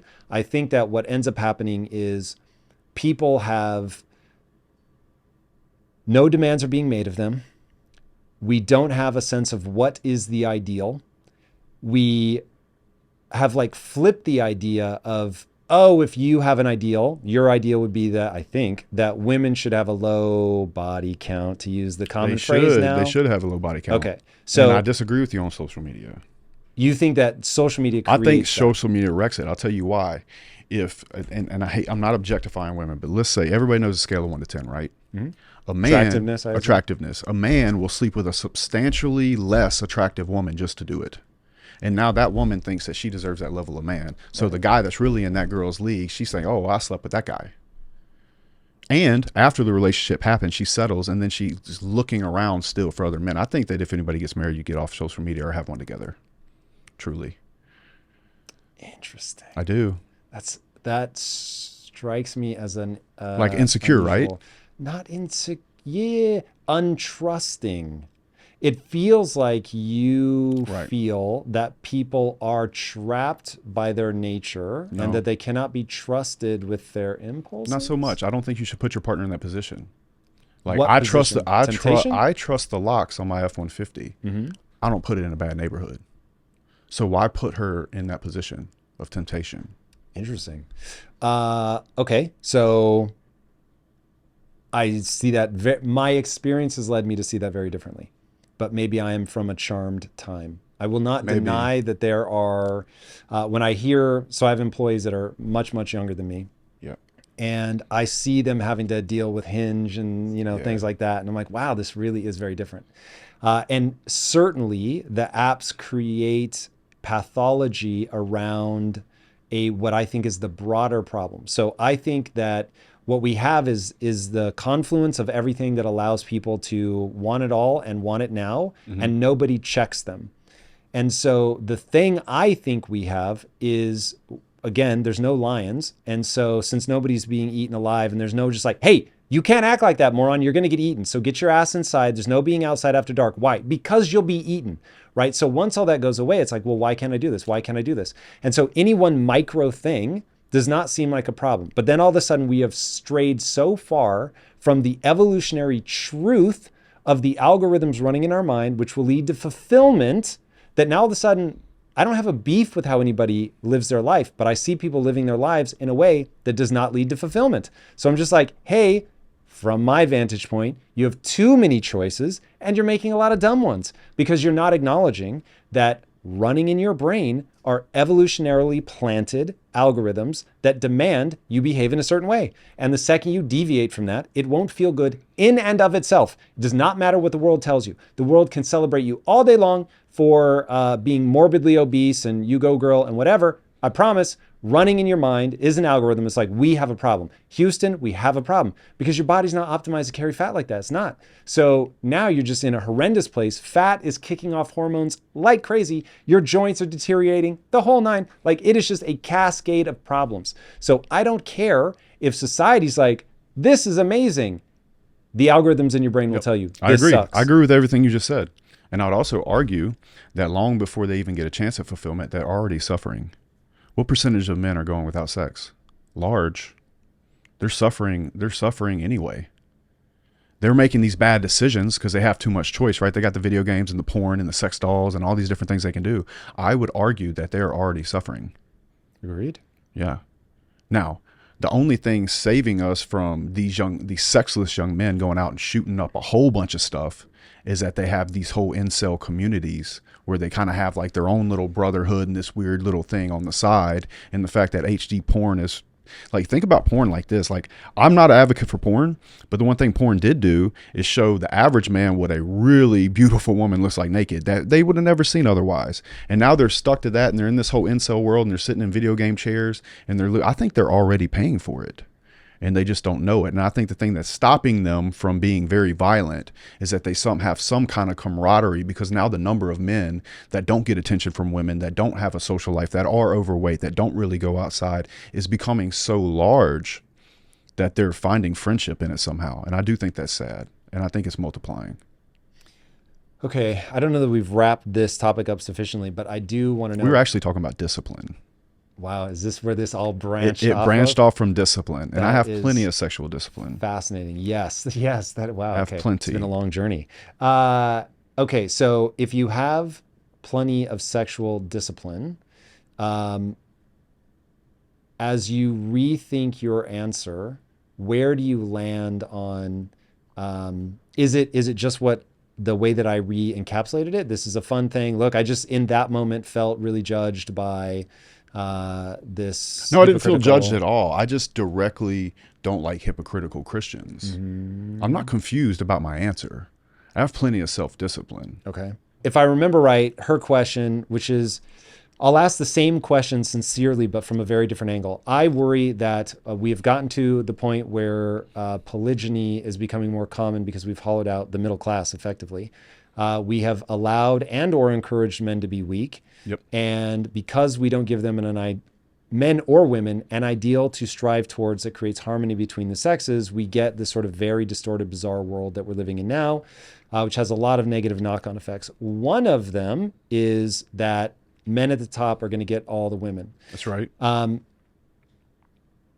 Yeah. So is it really... It seems to me more that you do it because you can, not because you can't stop yourself. I do it because I enjoy it. A lot of people talk about like, oh, well, you must need the validation. No, I don't. You keep saying, you have said in interviews, I'd pay $10 million to not have these urges. Yeah. No, I think I'd make more money. Okay. I think I'd make more money maybe. But is the money at this point when I say that, I'm really trying to make a point. I do it because I enjoy it. What's the point? The point is there was a time in my life where I really struggled with it. And feeling guilty I thought I was broken. Yeah. I no longer feel that way. I was trying to find ways to stop myself from feeling that way. You know what I felt like? I felt like I was going to have to come out of the closet. I swear to God, like I make this joke all the time. It's much easier for gay men than straight men that want to have a lot of sex, because gay men is just accepted. I wanted to come out of the closet to everybody, to the world, and be like, hey guys, listen, I really like women, and I'm going to sleep with a bunch of them. And I know you're going to hate me for it. And that's one of my biggest fears, because I felt like I was going to get kicked out of the group, especially in South Louisiana. I had this girlfriend in college. She was getting ready for Miss America. She won Miss Louisiana. I was having these feelings, and I was trying to fight them. And I remember going to church, and I would pray and pray, God, please don't let me feel this way. Please, please, please. I'm making a mistake. But man, that volleyball team was looking at me hard, man. And that's what I wanted to do. It's really what I wanted to do. And I didn't feel insecure. I didn't need to validate anything to me. It's like literally what I wanted to do. It's like when I drink, I don't drink because I'm sad. I drink because I want to have a good time with my friends, you know, and women have really been the same way. Women have been very good to me in my life. I've had great relationships with them. I've liked them as people. You know, I don't particularly even like to sleep with a woman that I can't get along with or connect on some emotional, intellectual level. I'd say somewhere around 28 that happened. I enjoy it. I like it. They're beautiful. They add to life. You know, they are really literally the cherry on top of life. They're just wonderful people. I love women, and I'm not sorry about that in any way. And I don't think I'm alone in feeling this way, but I think I'm one of very few men in the world that actually say it out loud and be judged for it and be patronized for it. And I don't care, you know, because I know that there's a bunch of men out there that have a bunch of love in their heart, that want to love somebody, that really just have an affinity for women. And I can only love one woman at one time. Like, I love the mother of my children more than anything on this fucking planet. I die for her. I really do. As long as I'd you also feel like appreciate if she bring home a blonde. And she's down. So for me, I don't care what other people say about that, because I have choice in my life. And that's why I always go back to choice, because I trust myself to do the right things with my choice. I'm completely honest. I'm loving. I'm caring. I'll rub her back when she's pregnant, you know, like take care of her in every way, take care of my kids in every way. I would never stab a friend in the back when it comes to a woman. I have plenty of discipline on the subject. And so I'm at complete peace about it. You can reboot your life, your health, even your career, anything you want. All you need is discipline. I can teach you the tactics that I learned while growing a billion-dollar business that will allow you to see your goals through. Whether you want better health, stronger relationships, a more successful career, any of that is possible with the mindset and business programs in Impact Theory University. Join the thousands of students who have already accomplished amazing things. Tap now for a free trial and get started today. What would you do if she said, hey, look, I'm all for it when we're together and we can share this experience, but I would very much not want you to do it without me? Would you adhere to that? No. But I also think as time goes and I get older, it's probably just going to chill out. It's just going to fizzle, you know? And do you see yourself being with her forever? Yeah, I'll take care of her the rest of her life. She has my kids. But do you see yourself being with her? Yeah. We're tight. We're best friends. We have conversations about this, you know? And do you like the idea of being, you're not going to use the word married, I understand that, but permanently pair bonded? I don't know what the normal nomenclature. As long as you're would in be for love, this. man, it's a beautiful thing. But love's real, bro. yes. Like, love's real. She has the power to hurt me. If she left me, it would hurt. I would feel it. I would be in deep pain. It wouldn't change my stance. I'd hold strong. But it would be very painful. I always say I'd much rather get my ass whipped than have my heart broke, because it affects the business, it affects everything, you know? So, but no, I have no intentions of ever doing anything but taking care of that woman. And and honestly, it's one of the driving factors in my life as far as work. I quite enjoy it. There's nothing better than coming home and saying, hey, I got this handled. It makes you the hero. And I believe no man wants a woman he can't save from a castle on a dragon. That girl's from a podunk town in Louisiana. Her dad still lives in a trailer, you know, and I take her all over the world. She lives in a humongous fucking house with beautiful kids, gets to raise them. And I go out and try to slay the dragons every day, buying property, building buildings all over the place, doing podcasts, doing stuff online, networking, everything. It's one of the most fulfilling things I do, probably the most.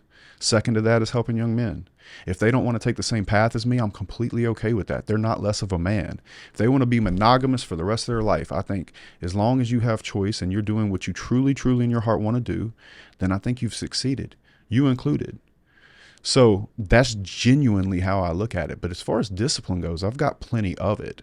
I just am not playing the game. It's like if you were to tell me, if we put a pizza down on this table and you said, Justin, you're not disciplined, why are you eating all this pizza? I'd be like, bro, I'm still going to have a 6-pack at the end of this pizza, bro. You're on a diet, not me. And that's how I feel about it.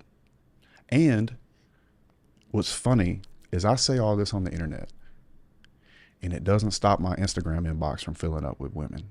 I can't even answer the messages. So on some level, I believe that women don't even care as much as people think. Well, let me ask. So what do you think those women are after? I would assume, knowing what I know about women, it's not just the sex. So are they hoping to become a permanent fixture in your life? Are they hoping that they can turn your head away from your girlfriend? What do you think they're after? I think all of the above. I think it depends on the woman. Some girlfriends are just trying to have my kids, which is something really interesting I noticed about your situation, is that your wife didn't want to have kids, which was really surprising to me, in that somehow that's okay with you. It surprises me because I didn't say this to you earlier, but I super look up to you. You're a great man. Like, Quest, that's a big fucking deal, dude. Like, you're somebody. Yeah. No, it's just true. It's actually, I'm not even being nice. It's just matter of fact true. And when I think about that, I'm like, bro, Tom, you like, what if he had sons? What would that legacy be? And when I see a guy like you not chase it, it makes me want to chase it even more. You know what I'm saying? It's good. And thank you for your service, by the way. Yeah. And I really mean that. I know it sounds hell. super cheeky, Yeah. but I am really worried about population collapse and the fact that we've chosen not to have kids. Bro, you know who's not having kids? The smart people. Yeah. The dumb people are having kids, bro. There's something in that statement, by the way. Yeah. There's something to the fact that the more you educate women, the fewer kids are born. Because they're growing phantom penises, bro. They're growing phantom penises. Yes, they are. They're very masculine, and it takes a super, super hyper masculine man to make them feel feminine. Okay, that was a hard turn. So, I get that all the time. Let me reorient. So, yeah, what is the takeaway from that? That's why. So I feel like women have this as you educate them. No, they have it's not less the kids. education so much. It starts with the education, but then it turns into girl power and feminism and boss bitch stuff. Mm-hmm. When I think naturally, the natural state of a woman is to be a little bit more submissive, is to be in not the leadership role, but the helping the cause role. And I think most women ideally don't want to make all the decisions, don't want to pick where dinner is, don't want to make the hard business choices. They don't want to face the pressure and stress of work. There are outliers. Maybe your wife is one of them. But I think by and largely, the average woman does not want that. They don't want that life. They're being forced into that life because men aren't showing up in the same way as they used to. And they have all this pressure from society to be a bad bitch. And so they end up growing what I like to call this phantom penis, where they're kind of more of a man than the guys that are trying to date them. And so we're in this weird paradox where men have to be super, super, super on top of their stuff to even get a woman to want to submit. Because why would a woman want to take a risk on a man that she doesn't even know if he can handle it? Isn't that dangerous to her on a primal level? Yeah. And when she makes more money than him and she has a higher prestigious position than him, and she's supposed to come home and they're supposed to be equal partners all of a sudden, I don't believe it. And I know it's not popular, but I just think on a very basic primal level, it's not true. It's not true. And it doesn't, and look, I have very high level women that work for me making multiple 6 figures, big bonus checks. I mean, one percenter. One of my women, the lady that runs my construction company, she is a 1%er. And she deserves every bit of it. And we couldn't make it without her. She's absolutely phenomenal. But she's also substantially older than me, grew up in a different generation. I don't think a woman can be a breadwinner today and there be that same sexual chemistry between her and her husband. It's an interesting because of thesis. hypergamy. It's a very interesting thesis. I actually think there's probably more to it than I think there's much hypergamy. more. So Argue with me. no, unfortunately on this one, all I can do is agree with you. So I think that men want to feel powerful, and just like women want to feel beautiful. Yes. If you make a woman feel safe, seen, and desired, then And heard. Yep, for sure. Then you're gonna do well. If you make a man feel appreciated and powerful, you're done. Yeah. Like, Done. that's There's it. much That's all I simpler. need. Yeah. And yeah, it's very interesting. So this is, now we're getting into the territory of what I think the real problem is. Cool. So there's a great quote, I think it was Oscar Wilde, who said, everything is about sex except sex. That's about power. And the first time, and of course it's overly simplistic. I don't want people to freak out, but the reason that the quote gets people's attention is like, there's a little something to it that really does carry something. And so we'll take my wife, and I wish she was here so people could see, trust me, I'm not putting words in my wife's mouth. This is something that we've talked about a lot. So my wife wanted to be a bad bitch. She woke up one day and was like, you know what? I want to go on my entrepreneur arc. I really like this. I'm good at it, which is true. She is unbelievable. Best business partner I've had. She's amazing. And at the same time, I was like, hey, just to be clear, I'm not interested in fighting for the role of leader in the family. But at the same time, I'm never going to ask you to slow down so I can lead. But when I'm better than you at something, I'm not going to pretend that you're better than me. And when you're better than me at something, we're not going to pretend that I'm not better. But in no uncertain, like when we founded Impact Theory, I said, hey, I am perfectly happy to split the money that we have earned. You earned your half for sure. Happy to give you your half. You can go run a business, whatever business you want, and I'll take my half and I'll go run a business. Or we can run it together. If we're going to run it together though, then, and it's important to note at this point that the attorneys were like, hey, if you guys decide to run it together, one of you needs to have 51%, one of you needs to have 49%. Otherwise, it's the perfect divorce nightmare. And Lisa was like, obviously you take 51%, like makes all the sense in the world. You work harder than me, totally get it. I was like, absolutely not, over my dead body. I want the ultimate divorce nightmare because we're never getting divorced. And it's up to me to be able to navigate this well enough that we don't get divorced. So I'm like, I'm all in. I want you to understand you're more important to me than the business, and I want to put my money where my mouth is.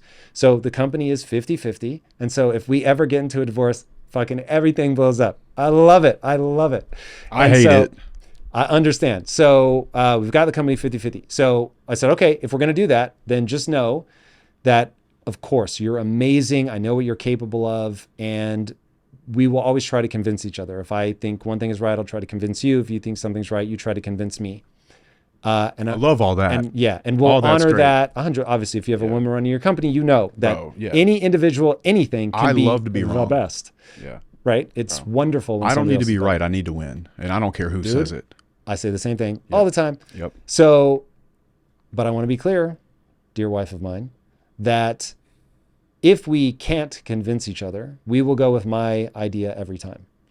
And if you're cool with that, then we can do it together. And if you're not cool with that, I totally understand, but you can't ever find ourselves in a stalemate. So one of us has to be the final arbiter. It has to be that way. Yeah, the way it normally breaks down is if I know it's an area of her expertise, then I'm just going to be like, okay, it makes more sense to go with your thing. But a few times it really has come down to, I understand your position perfectly and think you're wrong. You understand my position perfectly and think I'm wrong. And we're just going to, then I'm the tiebreaker. Right. So look, you can work this stuff out. And I really do believe if in those moments I didn't feel like I was the right person to lead, because by the way, I came to that conclusion because we both think I'm the right person to make that decision. My wife was not like, oh my God, like this is so unfair. She was like, yeah, you're the right person to make that decision. Now, the problem becomes, what if you're in a marriage and you get to that point and she's like, I don't think you're the right person to make that decision. I think all emotional hell breaks loose. I don't know how he gets an erection, and I don't know how she would to ever find herself under him. And look, maybe that's me being old. I don't know. That goes back to my respect equals love thing. Your wife respects you because of the businessman that you were. And for that reason, she gave you the nod to make these critical decisions. And that's all I really meant by respect equals love. It's the respect. And as long as she respects you and looks up to you in the way that she wants you making those decisions, she will want to sleep with you. And that's what I meant by what I said earlier. So everything that you just said sounds good to me. Right, In fact, it's even better that you gave her more stock. Like, the money is aside, like, give her the 51%, whatever. But the fact that she came to you as the decision maker, I think, is ideal. Yeah. So And you earned it. These are the easy parts. Now we want to get into the hard part, which is, okay, Mr. Bilyeu, if you're correct, and this is really the way to move forward, what do you do when you unshackle women, educate the shit out of them? They're better at education, so they're pulling ahead. They are usually more conscientious, more organized, so they're Easier going to be manage disciplined. a lot of times, yeah. Yep, less problematic. More organized. And so they fire ahead of men. Yep. Now what? JWaller. What do we do? Because that is the situation we find ourselves in. Women are finally, thank God, unshackled.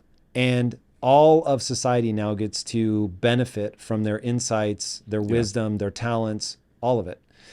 But it creates a dynamic which is, at least in pockets, problematic. Because if hypergamy is real, and it does seem to be, maybe it will diminish over time. There'll probably be second and third order consequences to that. But for now, it's pretty steady that they're still going over and up. Mm-hmm. But the pool of men that qualify for over or up is diminishing by the second. I think one or two things will happen. Either we will go back to that kind of that polygamy situation like we talked about before, or we're going to have to go all the way socialist and nobody owns anything. But either way, I think it's going to get ugly. I don't understand how that. You know how they say that there's going to be some point that nobody's going to own anything and they like it? It's some bullshit that the left's putting on. Yeah, but but we can derail on that. Right. Work. Yeah. It won't work. So, I don't think it's going to be pretty. I think there's going to be more and more men that are sexless, and I think there's going to be more and more women that have this natural urge in them, this maternal urge, the thing that God truly gifted them with, their superpower, that they're not going to be able to fulfill it. And they're going to end up working for these big corporations that allow them to freeze their eggs or have abortions or do these other things, and they're going to miss out on probably the most beautiful and most important job in the world, and that's being a mother. And also, I might add, the hardest job in the world. And it's a shame. Do you think that will self-correct? I think it would have to. I don't know that the powers that be don't want less people. They're worried about the climate and everything. But I think it would have to self-correct. I think as humans, we're naturally going to self-correct anything that will allow survival. So maybe we start putting incentive programs to have babies. Maybe we champion women that are... I think they did that in Japan. I don't think it's helped. Maybe not. Because I think if the underlying problem persists... The hypergamy thing. Yeah. I'll even say it the other way. If the ideal that men strive for is weakness, is supplication, then they will... This problem will persist. And this is... So you said something earlier that actually really hit me and I like a lot. And I'm going to imagine as one of the more inflammatory things you've said, which is a real man... is somebody who can go from slitting a throat to holding a baby in the same day. Yeah. I think most guys are like, word, and most women are mortified. So one of the I disagree. I think that a woman... Tell me more. I think that a woman, most women, even the hard ones, even the big boss bitch women, ultimately, if the right man sits in front of her at the table and he controls his frame and he is truly meaning what he's saying, and she finds him to be competent, charming, and all the other things, that she will gladly put down the boss bitch crown and be submissive and be happy inside that role. I just don't think those men are walking around everywhere. Interesting. I think you're going to have a PR problem. Maybe. So I don't know that you're wrong in the final analysis, but as I think about how do we get there? So take my own wife. One of the angles that I considered for the episode was Jordan Peterson has a really powerful idea. And he said, being harmless is not virtuous. That's right. And so it was like harmless men are weak was like the angle. And even my wife was like, no, that's horrible. She was like, yeah, she was like, as a woman, I want a guy to be harmless towards me. Now, I think they're wrong. And I think what my wife, who I know better than anyone on this planet, what she wants is for me to be Dangerous covered, to them. yes, covered in the blood of my enemies. Yep. Even easier, covered in the blood of her enemies, that I slay anyone that tries to damage her or touch this family or hurt us in some way, that I would go on the offensive and that she never has to worry. And she's safe in your arms. Correct. Yep. And going back to Jordan Peterson's idea of, so his whole thing, his analysis, I don't know that this is true, I'd have to look into it, but the idea of the meek shall inherit the earth. And I never understood that. And because I read meek as weak. And I was like, why on God's green earth would weak people ever inherit the earth? They're not going to. It just, the world does not work in that way. And his read is that meek in old Latin or Greek or whatever actually meant the person capable of great violence that keeps their sword sheathed. So Bruce Lee says, the best way to win a fight is to not engage. But you're only choosing, going back to your idea of choice, you're only choosing whether to fight if you actually can fight. Otherwise, you're just being a coward. That's right. And so that to me feels like the real analysis. But the way that it's talked about, especially now, this message was approved, is all about being aggressive is toxic. Like, I am very stubborn about the idea of mansplaining. I'm going to mansplain whatever the fuck. Okay. Like, if mansplaining. What is that? You actually have not heard that phrase? Wow, that's impossible. So mansplaining is where a guy is inappropriately explaining something to other people as if they don't understand it. And my read is, if you assume that somebody is doing anything other than either trying to be generous with their knowledge, or they're just excited that they know something and they want to share it, and that's a pretty natural thing to be like, oh my God, I know something about it. I want to like show that I know about basket weaving or whatever. That I think is what's really going on. Anyway, that one winds me up, but that's my own hang up. Do you know another thing that's kind of on that topic of the being strong thing, this fake virtue signaling when they're really just cowards? A lot of women fall for the mistake of the men that were like, I would never do that. There's a huge difference between not being able to get women and being loyal. And that's one thing that I find to be very hypocritical of a lot of men that will run around and talk about, I would never do that. I would never do this, this, and this. Oh no, my friend, you can't. So don't say that you're loyal when it's really just your inability to garner attention from other women. Same thing with violence. Don't act like you turn the other cheek if you have just not created a scenario where you're physically capable of such, So I believe completely in what you're saying. I completely agree. I have a question for you. Please. What are your thoughts on Jordan Peterson? So I think he's amazing. I think he tweets like a maniac. And if I could get him to stop tweeting, I would. I don't like this sort of bitterness vibe, but I think that he is once again onto something critically important, which is, okay, we've lost God at the center of our mythology and our self-understanding, and that has had critical implications. He wants to refill that hole with religion. I think that's played out, but I do think that it does have to be replaced with a shared narrative. I don't think that shared narrative has to be asking people to believe that there really is this divine creature or whatever, but I do think that we need something. It has to be shared. It is the fact that we don't share a mythology that's causing a problem, in my opinion. I agree that Christianity is the reason that we live in civilization the way we do today. I think Christianity was very, very, very good for us as humans to work together and have morals and not kill each other and not rape and pillage. I agree with that.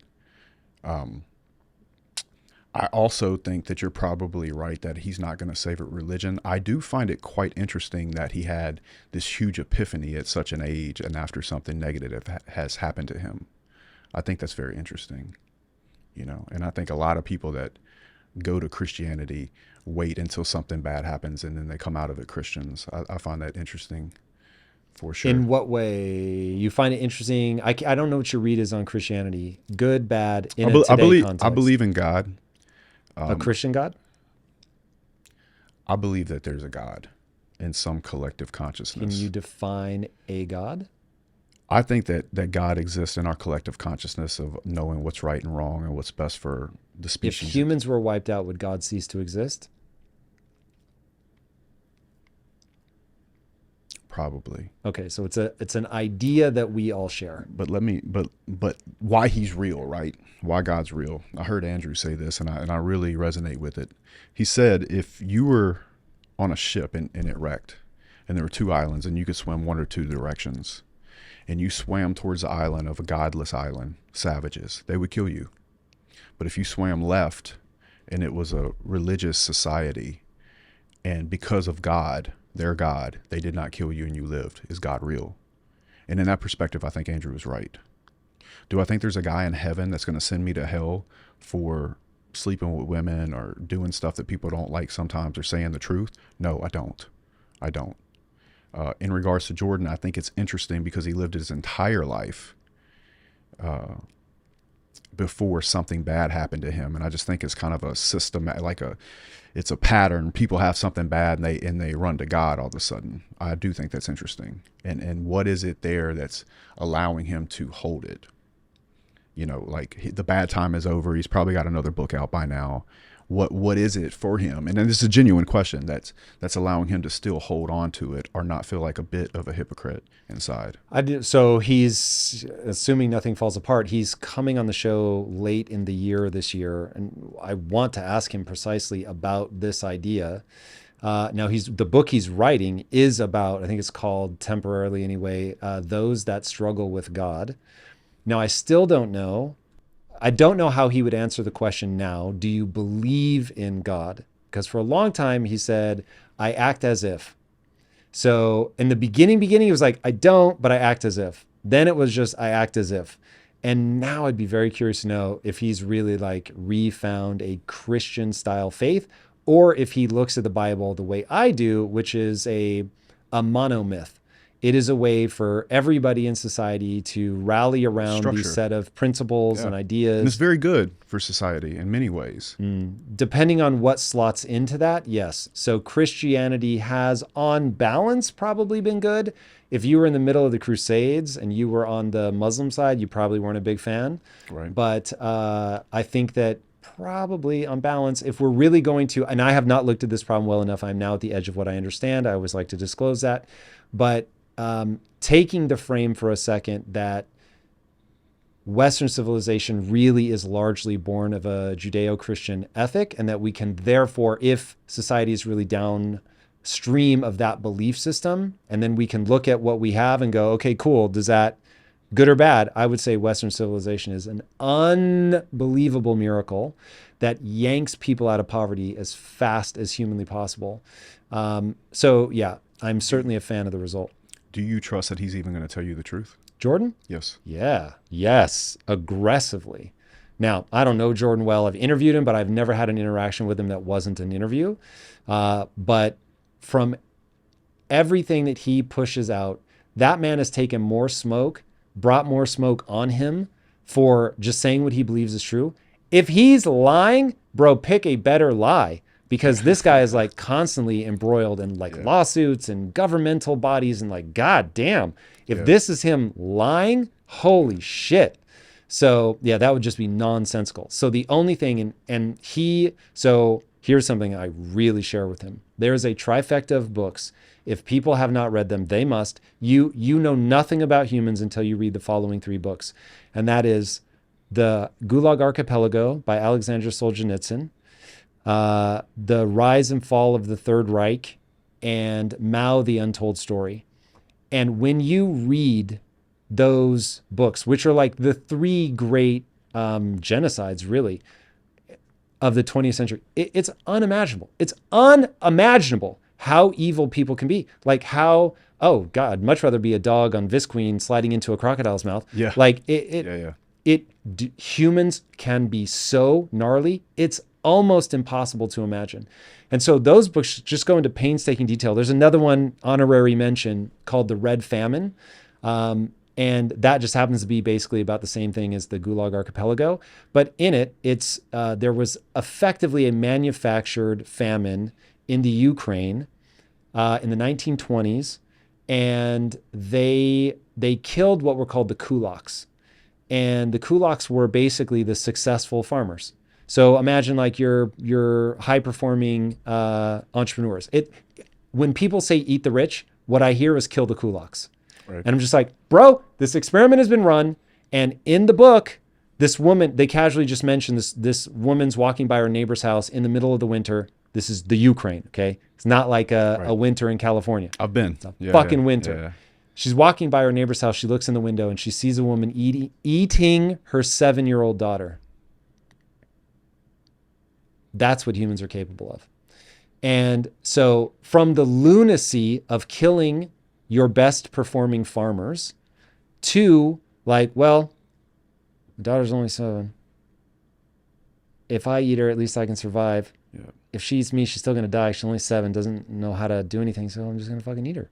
Like, now remember, I see myself in that story and I am terrified that that line of good and evil runs through my own heart. And do I want to say that I would never? Yes. But as you were saying earlier, so humans are capable of some really, really horrendous things. And so Jordan turned me on to the Gulag Archipelago, really got me thinking about just how horrendous people can be. Makes sense. I'll have to read those. It's super intense. Now, what made you ask about Jordan Peterson?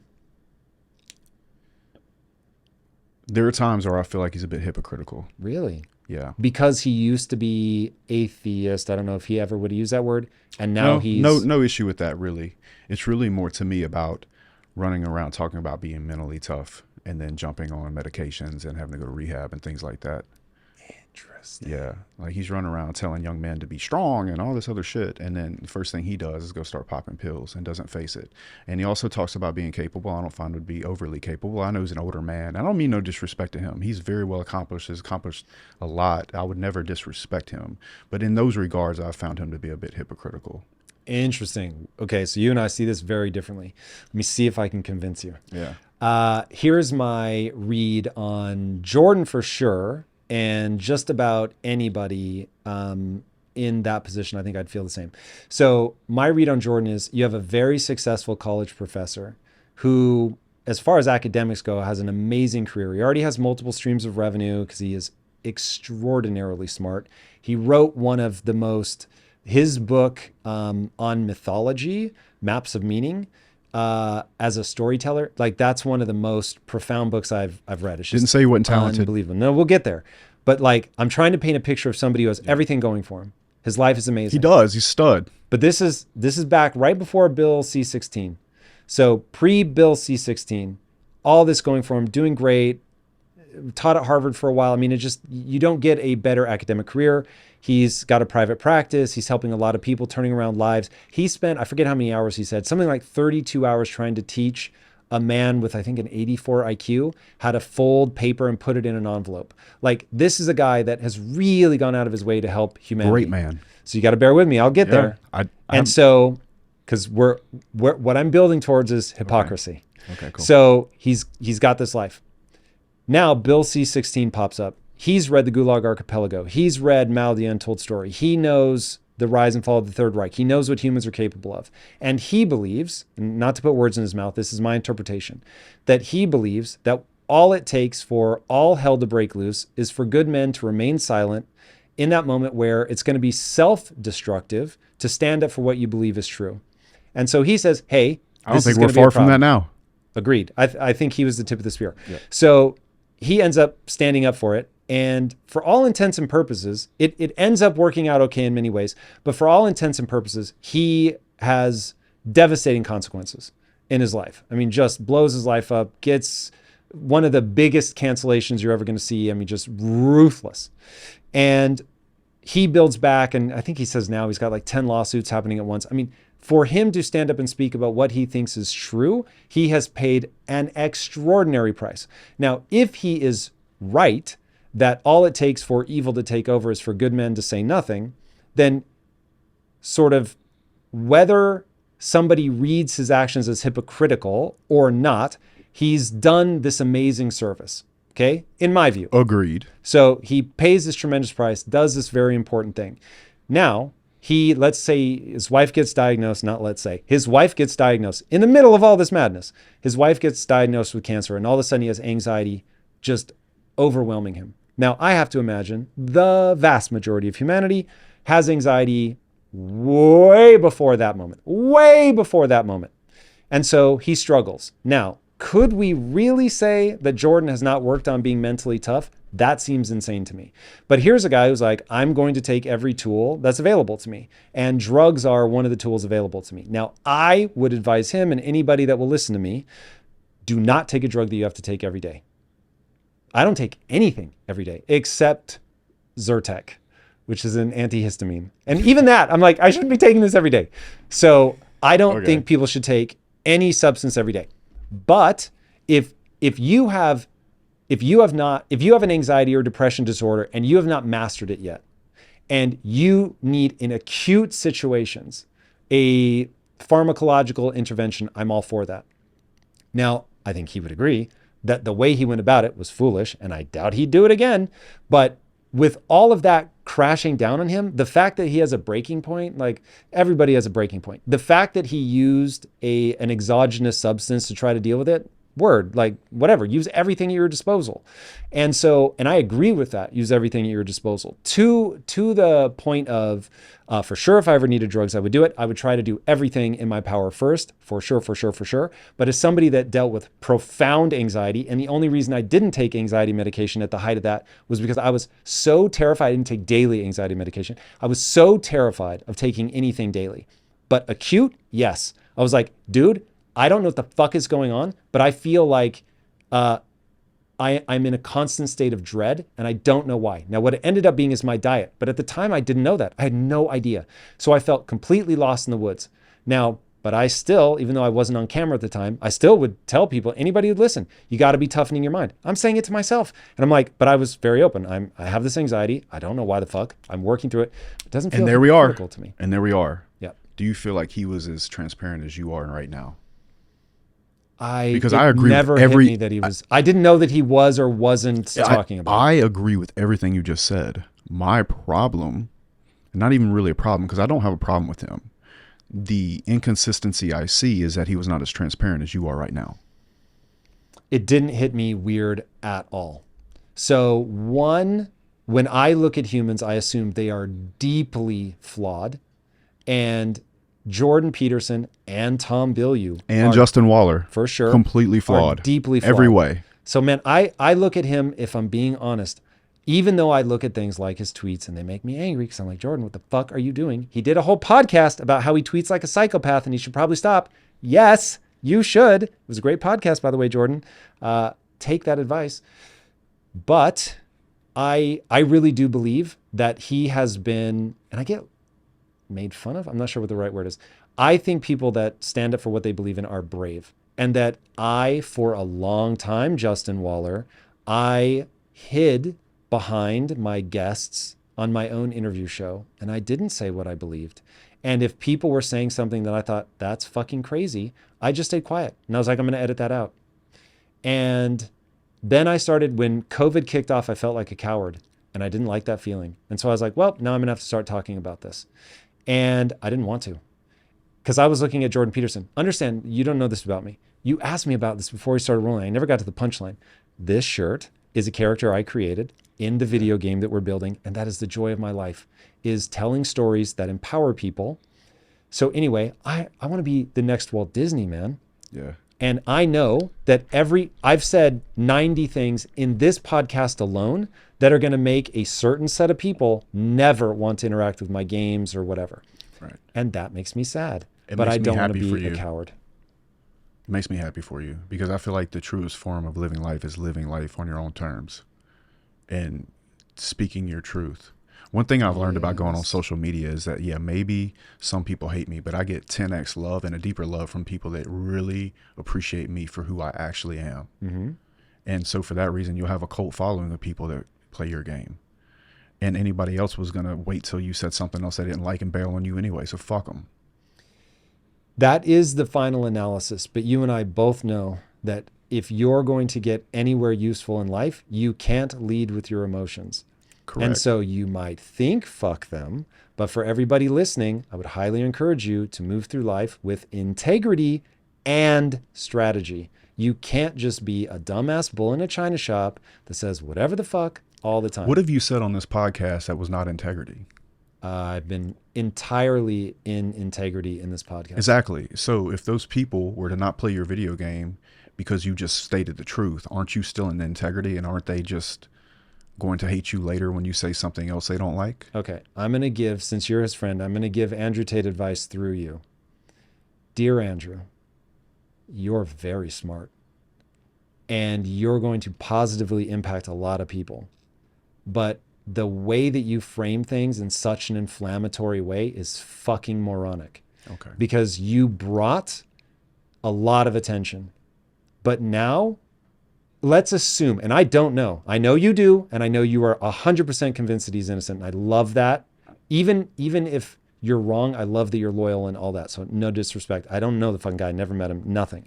But he's on camera saying things that I would have advised him not to say ever, even if he's joking.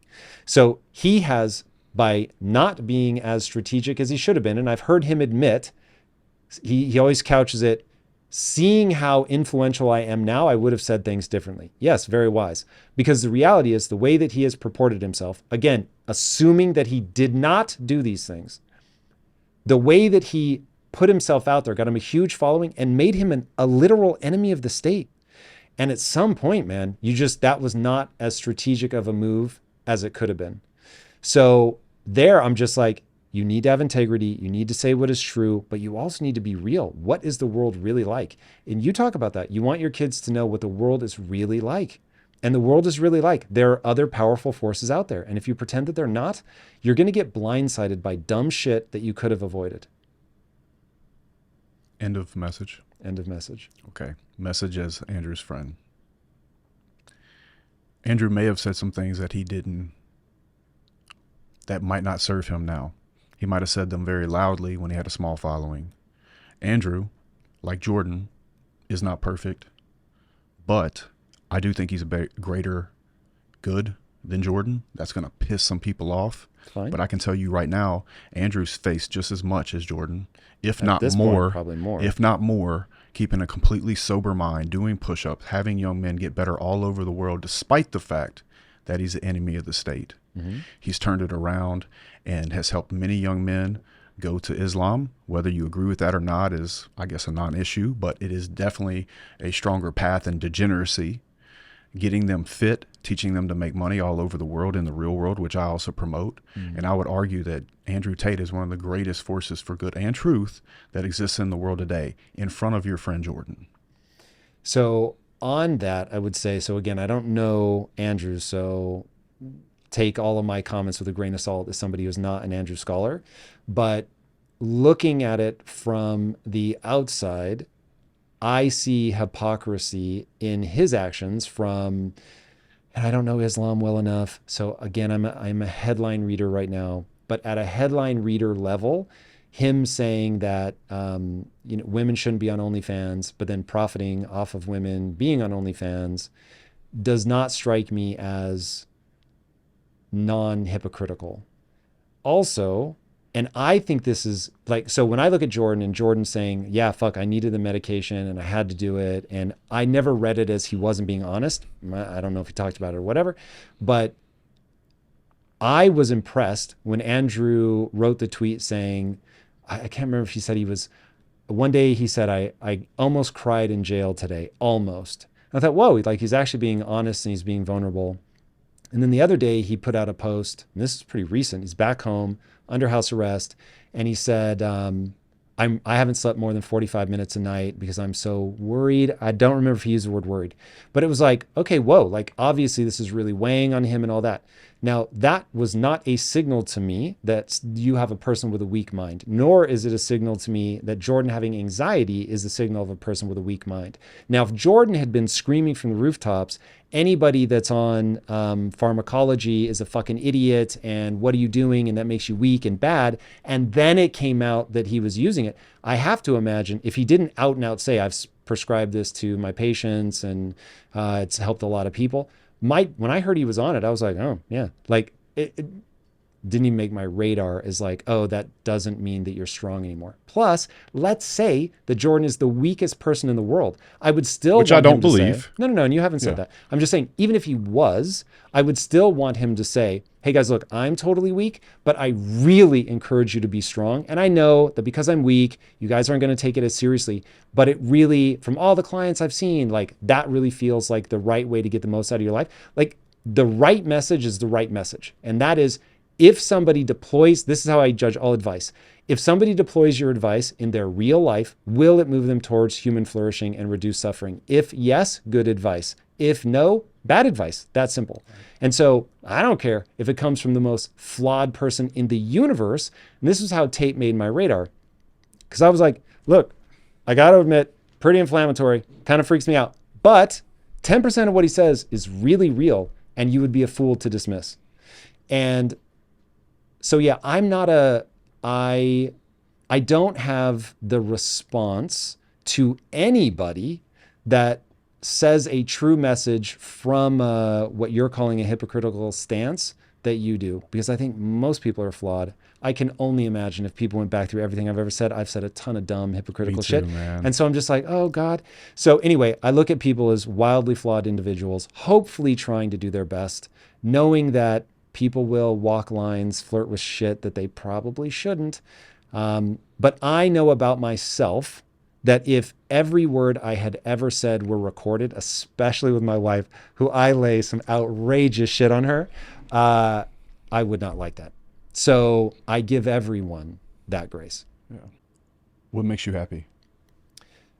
JWaller, are you now interviewing me? Yes. What makes me happy? We can argue about Jordan and Tate if you want to.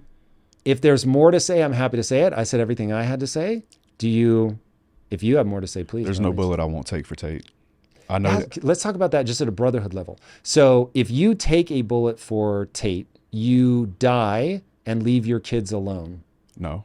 Andrew would take care of my whole family. What do you mean? So because of that, if that weren't in place, is that a key part of why you would take a bullet? That's just an understood that he'd take care of everything. I think that the relationship we have fosters itself to fighting for each other in every way. So he does things for me all the time. In fact, just the other day, I needed something. He texts the CEO immediately. I mean, like, we're constantly working together and doing things. When he was in jail, I would go pick his mom up and stepdad meet them and take them to lunch. You know, we cover each other like that. It's honor. It's something that I think is highly missing. Brotherhood is highly missing from young men today. They're on their phones or by themselves. I have a real relationship with a real person. I don't look, I told Andrew this once, man. I was like, dude, I got nothing against Cobra Tate, but I love Andrew. And there's no JWaller when I'm at his house. It's, hey, Justin, or Cowboy, or whatever. And so it's just something that I feel like a lot of people are missing. A lot of people think that we're missing something, our group of friends. You know, oh, you don't have kids. Well, newsflash, I got kids. Oh, you don't have this. Dude, I have it all. I literally have everything. I have family. I have children that love me. I have a wife that loves me. My mother-in-law brings my kids out to my car when I leave for work. I got Andrew. I have Brotherhood. I have Tristan. I have the whole war room. There's nothing missing from my life. I am truly, truly happy in every way. I think a lot of people want to hate on our group and say that we're not happy or like we were aimlessly sleeping with all these women and stuff. And it's just not true. Just last week when I was at his house, he's sitting here, I'm sitting by his mom, his stepdad's over here, Tristan's here. We're all joking, laughing. His kickboxing coach is across the way, screaming at us to eat onions because it makes us stronger. It was a family. It was the most wholesome thing you've ever seen. I always say the best side of Andrew is the side that the world never sees.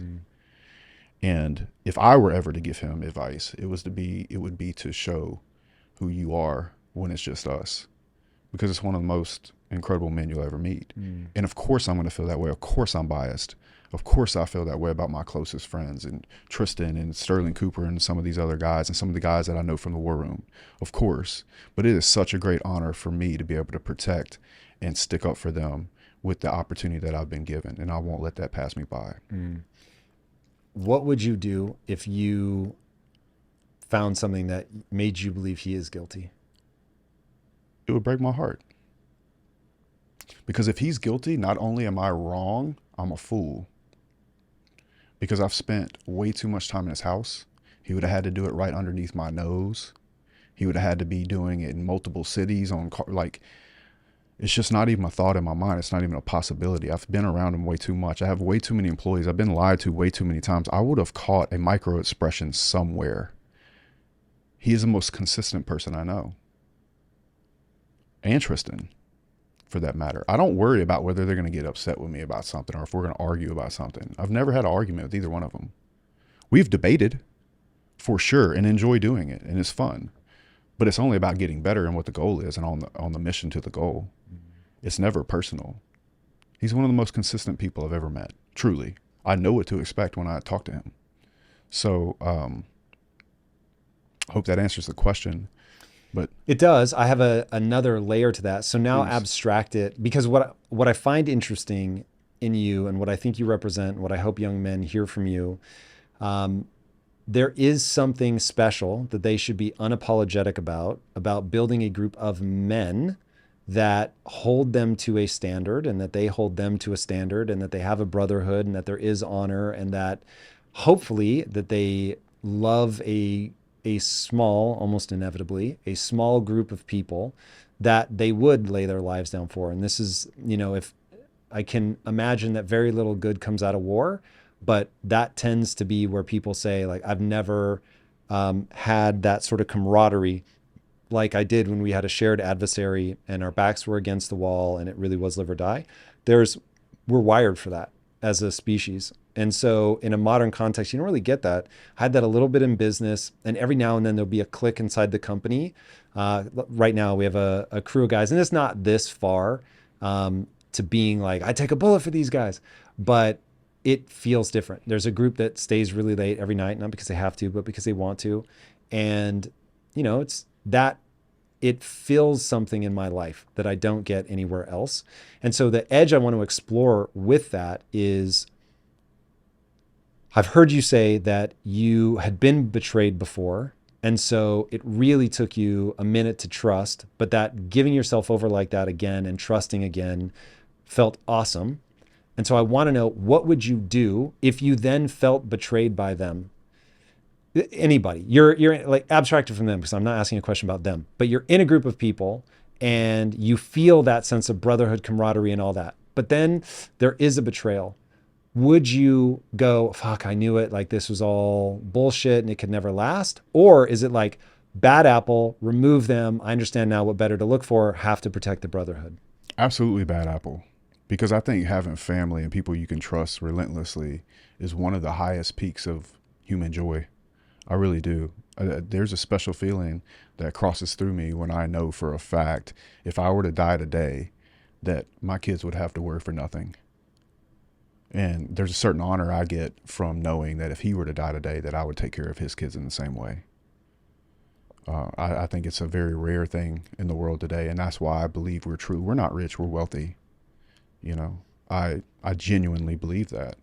So if someone were to hurt me today, it would suck, and I would have to process it just like any other human. I would feel the pain just like any other human. I'm not superhuman. I'm, like you said, plenty of flaws, but I don't find it to be productive for me to shut off the ability to trust moving forward, because without trust, there's no speed, and without speed, there's no money, there's no love, there's no growth, there's no business, and there's no family. So you would have to trust again. How did you guys build that trust? Over time, we spent a lot of time together. I think you learn a lot about a person when you look them in the eyes. You go through adversity together. We train together. We do all kinds of things together. Just the other day, we were doing mitt work, and Amir is his trainer from Storm and Luton. And Amir was punching me like crazy, and he was hitting me in the solar plexus with the pad. If you've seen Amir, imagine a silverback gorilla with pads in his hand. He's going to punch you. And he kept knocking the breath out of me, and is already his cardio boxing. He's just dying, just tapping hands, going in. And you go through things together, been through the mountains together, done war room events together, been in situations in Odessa, Ukraine, and in Dubai, and like, okay, well, you do this, I do this, boom, boom, boom, we'll get this done, bam, boom. We work together on a daily basis, the real world is, in my opinion, probably the best online school that's out there right now.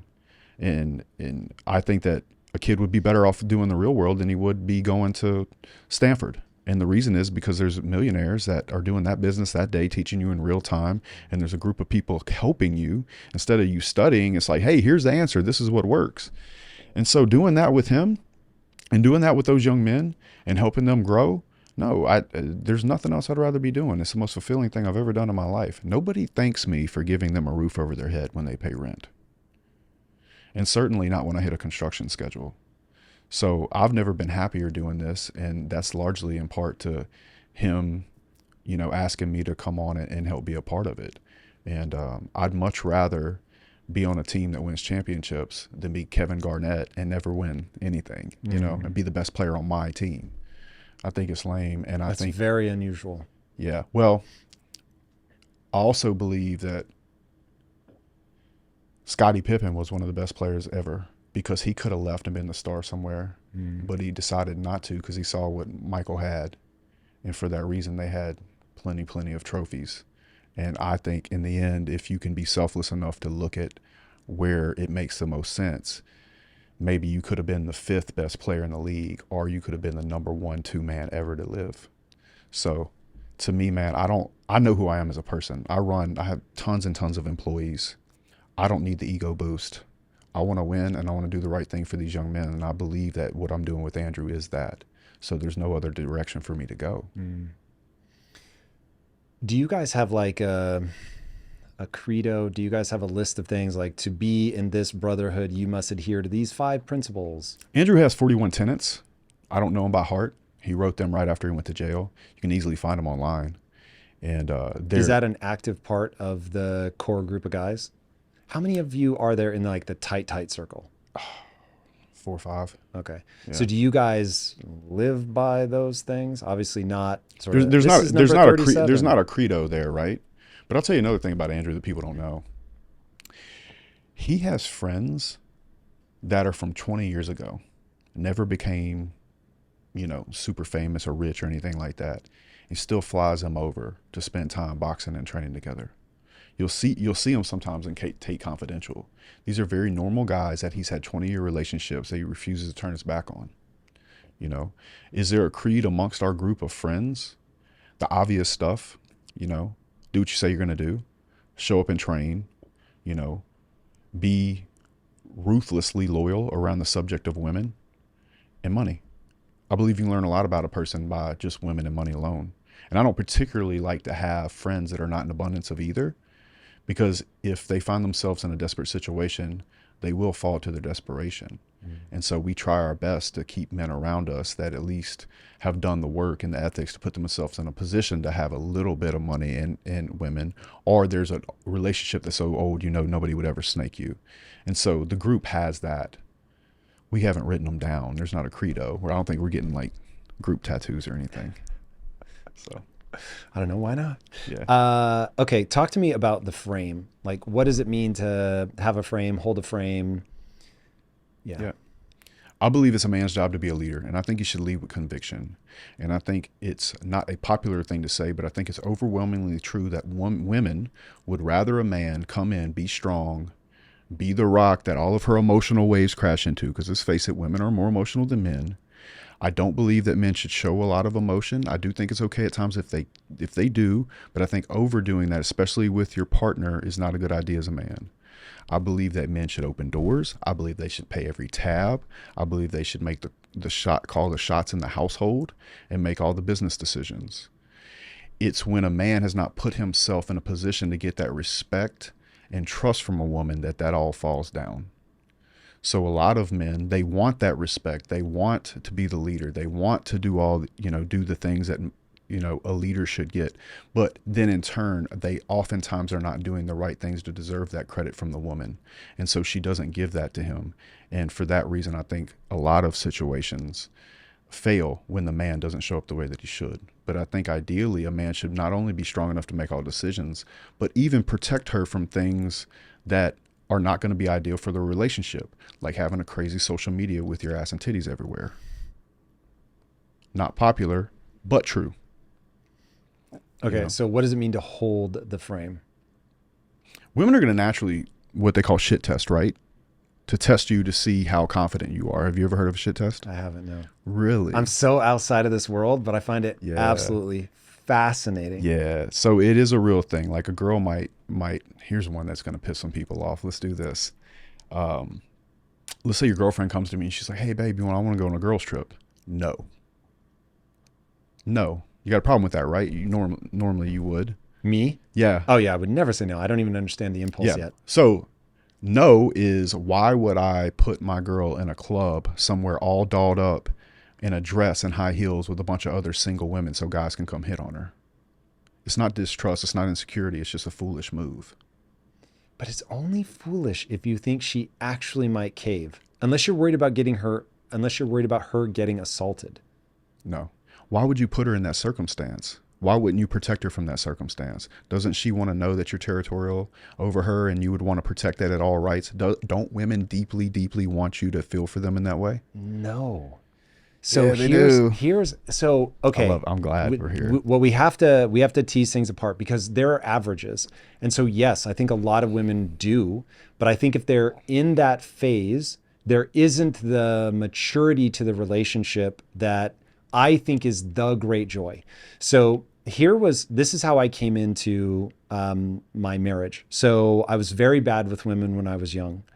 And I would, not figuratively, I would literally show up with flowers and a poem, custom written for that girl on the first date.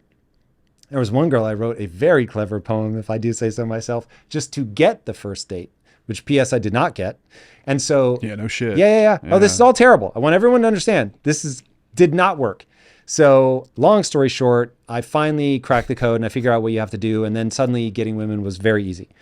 And so I was like, oh, okay, cool. This is a game. There's psychological principles at play. If you understand the psychological principles, then you can position things well and you can present yourself in a certain way and what we would call hold the frame. And so once I learned how to do that, very, very easy. And then what I learned though was, okay, what I resonate with is I want to share my life with somebody. And there's a great story about U2, the band. U2 started out as a punk rock band and evolved over the years. But their whole thing was, we're going to find out what it looks like when a band stays together for their entire career. And so Bono could have broken off and done his own thing. Maybe the Edge could have gone off and done his own thing. But they said, nope, that's not the game we're playing. The game we're playing is, what does it look like when a band stays together for 30 years? And so we all got to watch that play out. And so when I proposed to Lisa, my now wife, I was like, I want to share this life with you. And I want to grow with you, build things with you. Like I want to do all of this with you. And on our first anniversary, I gave her a 50th anniversary card. And I said, I'm going to earn this. And one day this will be true. And our whole life has been predicated around that and being honest. And I said, look, I'm always going to want to sleep with other women. Don't be paranoid about it because I'm committed to you. And so I won't sleep with other women.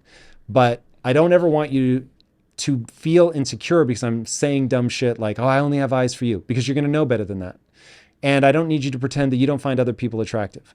What I need to know is that despite the fact that you find other people attractive, despite the fact that there will be times where I'm up and times where I'm down, I need to know when I'm down that you have so much belief in me that you would never cheat, that would be disloyal. And speaking of creeds, that you would just never violate the promise that we're making to each other.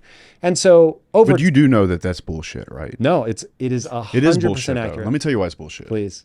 The only reason it's bullshit is because you actually achieved everything you set out to achieve. Mm-hmm. You could have made that creed all day long, but if you would not have become Tom Bilyeu, yep, and you would have been in a position or put her in a position where she didn't respect you anymore, she would have cheated on your ass, and that creed would have been out the window. You were a winner, and for that reason, she stayed. Because I don't want to mix the truth to young men about what it is. It's not your love story or your poem. It's the fact that you became who you are as a man. Let me ask you, how many years do you think I made her poor before I made her even sort of middle class wealthy? She agreed. She believed in you the whole time. Yes, because for sure. Women, but that's very women different. bet on horses. Yes, we don't have any disagreement. And she saw in you what was always inevitable to become true, and that you would win. Okay, but then it isn't about me ultimately accomplishing it. It's about her believing in me, The which I whole agree time. with. And you should always be taking her on that ride. It's your job. Yes, but understand, so this all started with, would I let her go on the girls' trip, and do I think that it's foolish? So we have created this pact, marriage. I mean, for us, it was very traditional. So we had vows, and we took those vows seriously, and we talked a lot about what they meant, and we don't even make jokes about divorce. We call it the D word. I don't tease her like, oh, do that, and I'm going to leave you. We don't fuck around with that. Yeah, you don't put it in consciousness. No way. That. Yep. So we do all kinds of things like that to protect it, talk about how we want to share our life, build our life together. We do things like, hey, we're founding this company and it's going to be 50-50, and I care not about, like, I've said things like, because I really believe it, hey, if I ever found out you were cheating on me, it's fine. You have earned your half. I will give you my half. I'll never speak to you again, but take your half and go. I'm not going to fight you. So you put that in reality and not the D word? Yeah, because what I want her to understand is, this is, when I'm talking about that, I need her to understand, I wouldn't be who I am if you hadn't helped me become this person. And I recognize your contributions. There was a moment, your fans are going to hate this. I'm not a crier.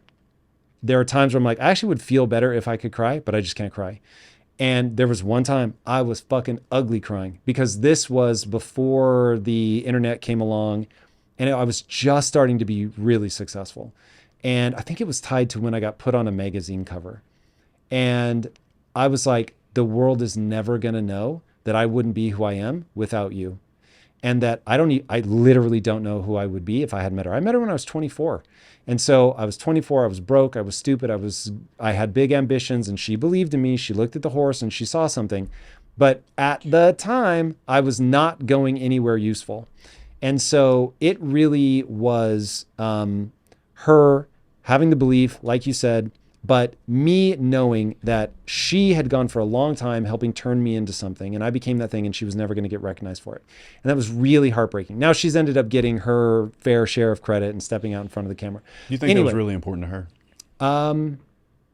No. Yeah, exactly. I just wanted her to be recognized for though. what she'd done.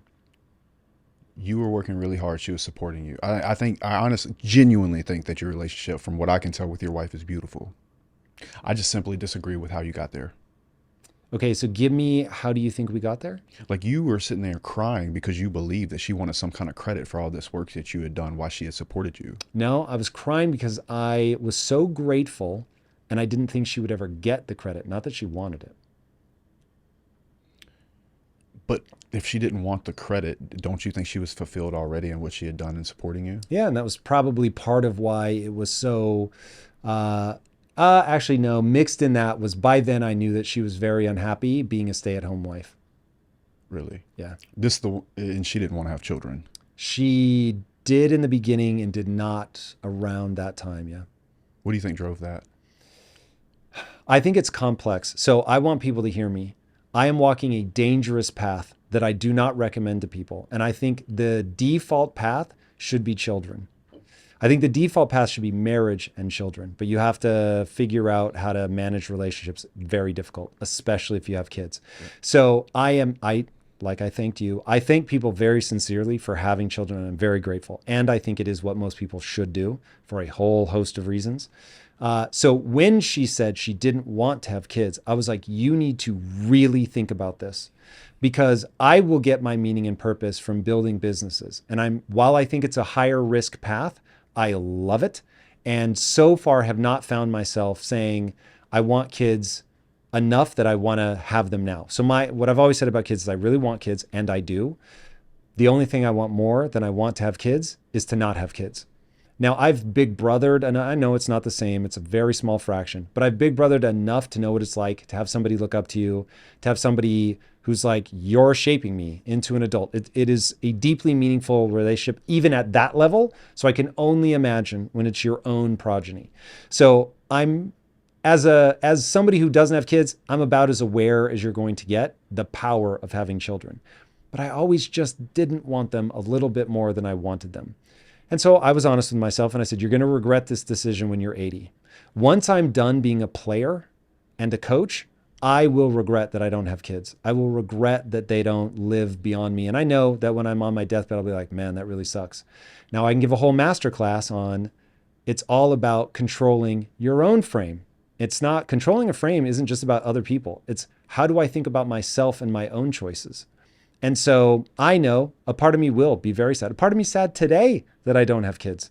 But it's very easy for me to frame what I'm doing and the choices that I'm making in a way that make me feel very good about my What life. stops you from reframing it for yourself if you know this is To there? have kids? Yeah. I could. Yeah, but why don't you? Because I don't have anything that compels me to make that change. I don't think that my life would be better. I think it would be safer, but not better. You don't think that your kids will add to your life? I think they would, but they will also take something away. There's no Which would be utopia. what? There are only trade-offs. Okay, yeah, but Choices would be one, freedom, how I spend my time. I know that I would have a very deep sense of obligation to my kids, which is beautiful. I love that about me. I love that about me. The same way that I feel a deep sense of obligation to all the employees that count on me to make wise decisions so they can pay their rent and raise their kids. I love that about me. I love that I feel that. what would you say? And by the way, I do not agree with this. Yeah. But what do you say to the people that would say that that's selfish? I don't mind at all. Sure. Yeah. I won't say that I don't care about what other people think, but I don't steer by what other people think. I think we are all the shout and the echo. So the shout is what you do and what you say, and the echo is what people think about it. Right. And it's like, yeah, I hear that coming back. And if it's brutal enough, I saw one of your posts, you said, I'd look at when people throw hate at me, I look at that to see if there's anything valid. So I'm the same. If something negative comes back, I'm like, think it's healthy. is there, for Is sure. there truth in it? Yeah. It's the gonna make people you that better. don't look at all. They're that- insecure. Yeah, they're it. insecure. Yeah. I like to So- look at it and really try to find truth, but yeah. Because it will make you better. It will make you more effective. It will make you more powerful. So I do and believe that which moves me towards my goals. So I'm very honest that life is trade-offs. Now, I was far more worried about my wife not having kids As you should than be. myself. That's where it, to me, surprisingly, she doesn't have that urge. She has the urge. She feels similar to me in that she wants kids, but she wants to not have kids more. But I think being a woman, it's inevitable that that pull will be much harder for her. So we ran a bunch of thought experiments that will only dampen whatever regret she's going to have so much. And we just said, what's this going to look like when you're no longer interested in being an entrepreneur and you're tired and you don't have grandkids and you're looking around at your friends and they do have grandkids? How are you going to build meaning and purpose into your life? Because kids to me are two things. They are a sense of I live on, which I do not underestimate, and they are a sense of meaning and purpose. I have done something with my life that mattered. And if you have kids and you raise them well, you will feel that. And if you don't, you're misframing it, unless you were abusive or horrible or something. Right. So you get that. And nature has given you that. Nature has built that in. And so it's like, I really caution people against. Nature has built this up. You've got a ready-made sense of meaning and purpose. And if you shun that, it's a very high-risk game. So anyway, we have walked into this with our eyes wide open. The thing that really scares me for my wife is if I die and she doesn't have kids. And that was always her terror. She was like, if something happens to you and I don't have kids, and I was like, you have to really think about that. And so, because my whole thing was, if you want kids, we'll have kids, but I'm not going to wake up in the middle of the night to take care of them. I'm building business. I'm slaying dragons, right? Yep. That's why I see it. And I don't. I don't wake up for the kids. No. And so upon reflection, I believe in gender roles completely also. I have no problem. I believe in gender roles. Yeah, gender roles. I have no problem with women in business at all. But when it comes to a household, I believe that the happiest people do have gender roles in place. Dude, I want to say you're crazy, but I agree. Yeah, I know. And it's not even, it's super unpopular to say, and it blows my mind that it's said that way. Women have, like, I would not take my children to a male babysitter. They're not wired to nurture and love those kids in the same way that a woman is. I would say by default, the law of averages says that it will end up being a woman. Yeah. Everything in terms of nurturing, ability to care for, I'm sure there are guys out there that are amazing. It's just, it's going to be a small fucking number. Right. Very small. And I feel like I'm loving my children every day when I'm working endlessly to create a better life for them in the future. One of my biggest goals in life is to have something set up when I'm gone. I have this vision of a gentleman walking in a suit. All my children are sitting around a table, and he starts to unload what I set up for them. And my kids are just sitting there saying, he did what? and he put it in this, and it's a trust, and we don't pay that as a man, you know, and I'm not there anymore. And they knew I took care of them fully, and they knew that when I was gone and I was, you know, on the road, or when I was stressed out, or if I was sitting at the dinner table quiet, that I was fighting those battles for them, and I left it all to them, and that there's a legacy there. So I mostly get encouragement and motivation from envisioning who I'll be. It never comes from anger. It never comes from competing, really. And that particular moment is a moment that I'll never live to see, but I know for a fact it'll be real. And it inspires me to work for those little girls every day, and to, you know, make sure that I'm setting up their reality in a way that benefits because I was here, you know. And a guy like you not having a child is, it's interesting to me because there's so much you would be able to give them, you know. And I know that you've given that to the world, but in other ways, I can't imagine how you'd give to that kid. You know what I'm saying? And I mean that super respectfully. No, you would be a appreciate it. killer fucking dad. Very kind. Yeah. I'm sure I will Again, do my I'm dad not being arc on the internet. I'm not being nice to you. No. Like, I genuinely believe that. Like, the kid would end up being a guru. You know? Maybe. I mean, that's a roll of the dice. Well, guru, but one you of know the what I things mean. that haunts me, and in fact, I want to ask you, so you're wealthy, you're very successful, your kids are going to struggle to get out from under your shadow already. So what do you do to make sure that money doesn't break them? Yeah, that's a great question. I think I'm going to face that mostly as it comes to me. I do want to put my kids in a position to be affluent with the right people in their life, networking wise. They won't be able to get out of hard work. I suspect they will work for the family business. If they choose not to, I would like to see them marry off to somebody and go help that gentleman build. And I'm talking about my girls. People ask me all the time, was like, well, what are you going to do if your daughters marry a guy like you? I fucking hope so. I really do. Because he'll be strong enough to allow her to let go and be inside his frame because she believes in him and he's strong. Just much like your wife believed in you, in your strength. I would want that for my little girls, or they would work for me. I think one of their bigger issues is going to be finding a man that I don't absolutely beat in a landslide in every category. I think that's going to be their problem. And that's a problem I like them having. So in regards to not spoiling them too much, I don't think it's completely possible, but I do think that giving them a firm taste of reality and what the world actually looks like outside of their world, like making them visit the real estate properties, making them work in the business. Those are obvious things. And then slapping my own hand and creating the frame of myself to make sure I don't spoil them too badly, which will be hard. I bet. It's going to be super hard. I already bought Emery. I told you I bought that Huracan Evo. Well, I bought her one that she can get in, and I get to drive her around in it. So I'm already kind of spoiling her a little bit, but shit, she's got a bigger closet than I ever had growing up. You know, she's spoiled, and Eva is not quite old enough to be super spoiled yet, but Give her time. give her a little time. Yeah. Do you have an ideal number of kids you want to have? I don't, man. And also, just to clarify, I don't know that I'll ever have another wife. You know, I love my family. I really, really do. Do you call her your wife?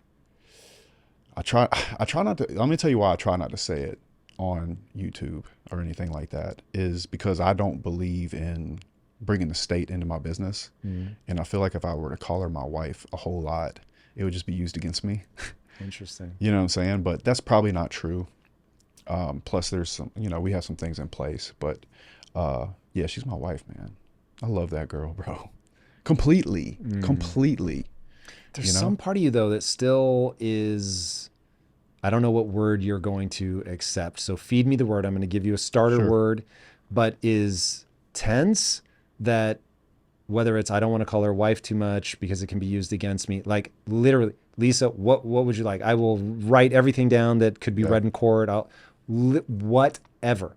And to me, that's the point. Like, I don't know why people stay in a relationship if they don't feel that way. Women are a sacrifice. My wife is a pain in my ass.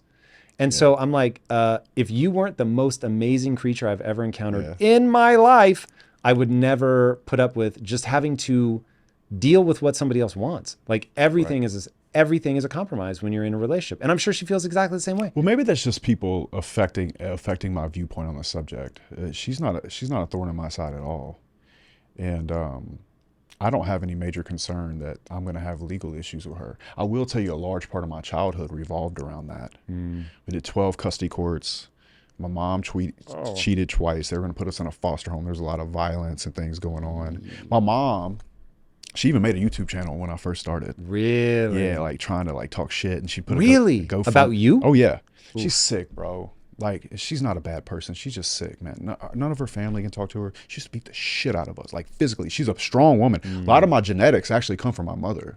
She was built like an Amazon. Anyway, I say all that to say that I saw a lot of what happens to a man when he gets wrecked in a divorce. My dad got charged with everything from battering her, sexual molestation of us. They were sending us to child therapy, all these things. I don't feel like I have trauma from it. I feel like I'm a grown man that can look back at it and say, those things happened. What can I learn from it? What could my dad have done differently, maybe, that he didn't even have the information to know he could have done? Because back then, all you had was brimstone and the Bible, right? And that's what he had saw work with his dad. His dad came home from World War II, or I guess World War I. He was going to World War II. He built a house. He farmed a bunch of cotton in Oxford, Mississippi. He had one wife his whole life. She would bring tea and cook 3 meals a day. The structure worked. And I see that worked, and my dad tried it, and my mom would, go seeking other men, hypergamy, in church, mind you. That's rough. Yeah. And then he was taken through this ringer of false allegations, and he fought his ass off and fought his ass off and fought his ass off to keep us in his life. And I don't know if you saw it, but I just paid his house off. Congratulations. And yeah. It was probably one of the biggest achievements of my life, man. And if anything, I just have a very realistic understanding of how the court system and everything is set up. But it doesn't change my feelings for that woman. She's changed her name. She's a big ass ring, big ass house, babies, nanny, the whole thing. Do you live in the house with her? And she likes blondes. That does not hurt. That does not hurt. When I'm there, I have 2 houses. In Louisiana? And yeah.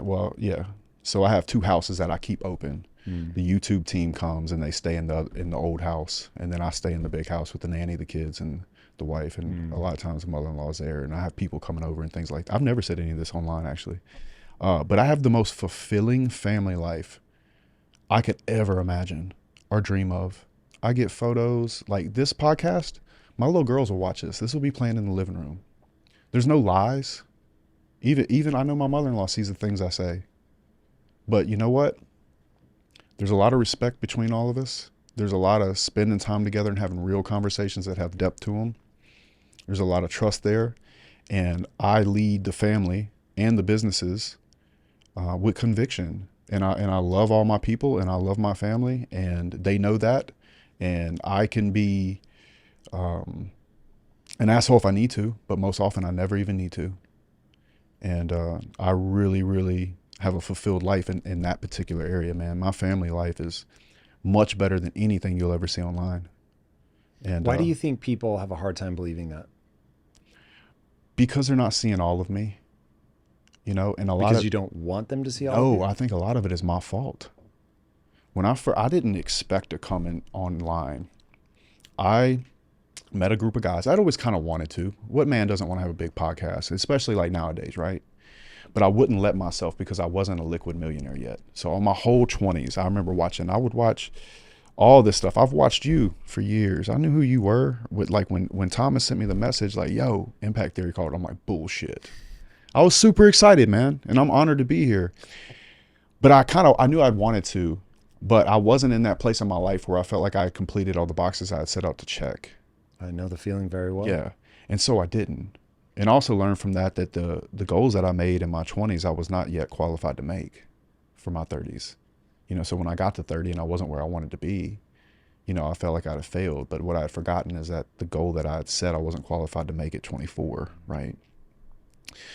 And I met Sterling Cooper and I met Andrew in Tristan, and I was thinking about joining, and I even started a channel And right about the time I did is when Andrew texted me. He's like, yo, we were in Miami. And he said, come eat dinner with me. So I did. And he's like, dude, I really believe in you. I know you don't have any followers, but I believe that you will, because you have everything it takes and you built a real business in the real world. You'll garner a lot of respect from people online. For sure. You know, you're building steel buildings all over America. Like, you're building a country. It's a real business. Why don't you see what I've done? You feel how you feel about the war room, and I love the war room. Why don't you just help me so we can help as many people as possible? Handshake, done. And I never look back. I'll never start a group. I'll never, you know, go out and try to make a war room or anything like that. But that's how it got started. And then it just grew and grew and grew to where it is now. And I get a lot of support from her in that area. And I get a lot of support from my family and the people that run my businesses and everything. So it was one of the best decisions I've ever made, I think, honestly. It's very fulfilling, you know? I love that. I love that I love the loyalty. I love doing things with friends. I love understanding, hey, I can be bigger as a part of this and win a championship than if I tried to do it on my own. And I didn't answer you, though. The reason I had not shown it is because I thought that I would want to protect it in some way. But what I came to grow to learn in this time is that people are not seeing the side of me that laughs all the time. They're not seeing the side of me that love people. They're only seeing this rigid side where I'm arguing with some girl that has an OnlyFans account. And that could not be further from who I actually am in real life. And one thing I did learn from Andrew is that I won't make the mistake of not showing that other side of me. Now, I'm not saying he's wrong, but I am saying that there's this other great side of myself and him, and that others should see so they understand the full, you know, wholeness of who we are as people. Because I honestly think I'm a really, really, really good dad. In fact, I know I am. And I expect that I'm going to show that more, because just showing a little bit is more of a lie from omission than it is giving the real truth. So yeah, I mean, I get the strategy of building a persona and then sticking to it. But one, I think the people that build a persona, they end up helping people less than they think, because that person is going to test their persona against the real world and finds that it comes up wanting. And when you are your whole self, it's harder to package. I know from experience. But at the same time, you'll feel good about it. You'll have a lot more staying power, because, you know, people know who you are. And as you evolve, you can evolve things. So you don't have to suddenly play a new character. It's just, you're really evolving in real time. And that's that. I think that will play out a lot better. Speaking of the holistic version of you, what makes you good at business? It's my leadership. Like, in the beginning, I was really big hearted, right? And I wanted to spend time with the guys, and I wanted to help them set up, like, you know, insurance things where they could get wealthy from it. And but how did you even get your business started? Like, you're a 0 to 1 story. Those are the most brutal. You do not come from money. Yep. You don't come from an obvious town that would end up sparking a very successful entrepreneur. Yeah. Certainly not. I mean, I would not even know where to start if I had to make a business out of putting up steel buildings. So how do you take that from idea to actually having a multi-million-dollar business? So I guess I can give you a life path of it. You know, I first had to get a job somehow. It's 2009. I've told this story many times, but basically I went to the same place so many times the boss finally saw me. And instead of getting mad at me, he liked me for interrupting his office so much. Saying, give me a job. Yep. And so he gave me a job, and I saved the money up to apply for my contractor's license test. My stepfather had done metal buildings in backyards. And he also had worked for this company, and we had a house fire. We actually had 2 house fires because somebody in our house knew how insurance worked. We spoke about her. And I remember going to this guy's house and being like, this dude puts up metal buildings. He had a basketball court in his house, you know, and he wasn't like balling like this house, but like you could tell, like you go from like a shitty neighborhood to his neighborhood. There was a dissonance between the two, right? And I'm in like 7th grade at this point. I'm like, cool.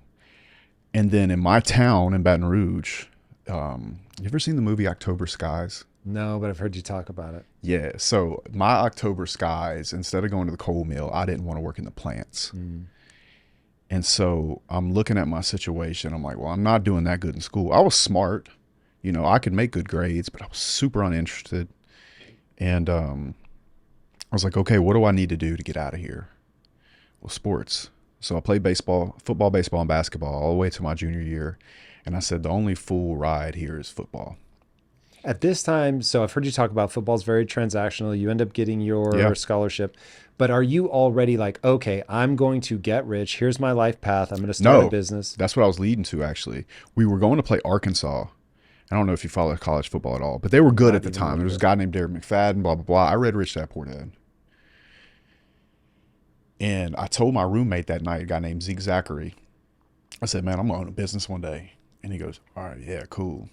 Funny enough, he texted me just last week. I've not talked to him in like 15 years. And he's like, I see you online all the time, bro. You did it. But I finished college. There's no jobs. I beat on that guy's door until he finally gives me a job. I went to the bank, got him to auto draft all the money out of the account so I could live poor, save the money up. Okay, so whoa. Brilliant decision. Yep. So this is like the breaking point where, first of all, most people don't think of the idea. They don't allow themselves to believe they can do it. You do. That's important step number one. Important step number two, and I've heard you talk about this, and you always rush past it, and I don't know why. So the willingness to be poor. This is why I'm always trying to convince people, like in the beginning, do not try to optimize for money. Yeah. Try to optimize for the knowledge, in this case, getting the loan so that you can do your thing. But optimize for that thing that's going to let you set up the business. Yeah. And so you lived super poor. Yeah, very much. You auto drafted how much out of your account? Yeah, it was like 80, 90% of my check. So Jesus. The job ended up being actually in New Orleans with the company I went with. I actually ended up getting offered 2 jobs in 1 And you were week. just like, what is the least I can live on? Mm-hmm. Yeah, so I had like a $750 a month rent. And I was making $75 a day in per diem. So I would mostly live off per diem. It was this little hole in the wall, Magazine Street, New Orleans.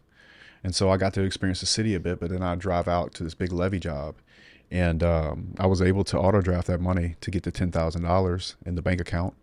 I took that bank statement to the contractors licensing board in Baton Rouge. Then I moved the money and then went and applied for my residential at the same time. I'm not sure if I had to, but I didn't want to risk it. And How did you figure out all the things you had to do to start the company? Oh, I drove to the contractors licensing board and went in person and just asked the lady behind the desk. Dude, that's so... There's a sweet little black lady, bro. She helped me through the whole thing. Dude, people will always help. Like, it's crazy. People just never ask.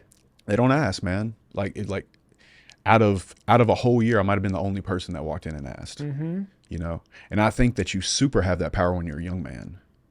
You know, like if you're starting a business and you start asking people for help, bro, I had some kids come to my house in Louisiana the other day to pressure wash. And I was just so impressed that they were beating on doors in a country club that I'm like, whatever the price is, do it. You know, it's hard not to pull for ambition, you know, especially being American. Like, I feel like this whole country was built on that. And so that's what I did. And I started doing buildings in backyards. It was really hard in the beginning, you know, because a lot of the guys that I was trying to be the project manager, the guy begging for money at the bank, the bookkeeper, you know, the guy that showed up when somebody got too drunk. So so you quickly realize, if I'm going to scale this, I have to scale my team. Yes. This is where leadership kicks in. I ended up running into E-Myth. I had him on the show. Yeah. Gerber. Nice. I ended up running into E-Myth, and so I started to build systems, and I started to get in a position where I looked big on paper. And so instead of doing backyard buildings, I started sending quotes for doing much, much larger buildings to general contractors. What made you look big on paper, and was that strategic?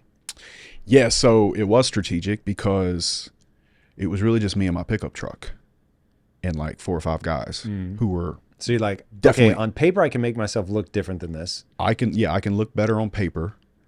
And was that letterhead and references? It was letterhead. I got my hands on somebody else's bid template.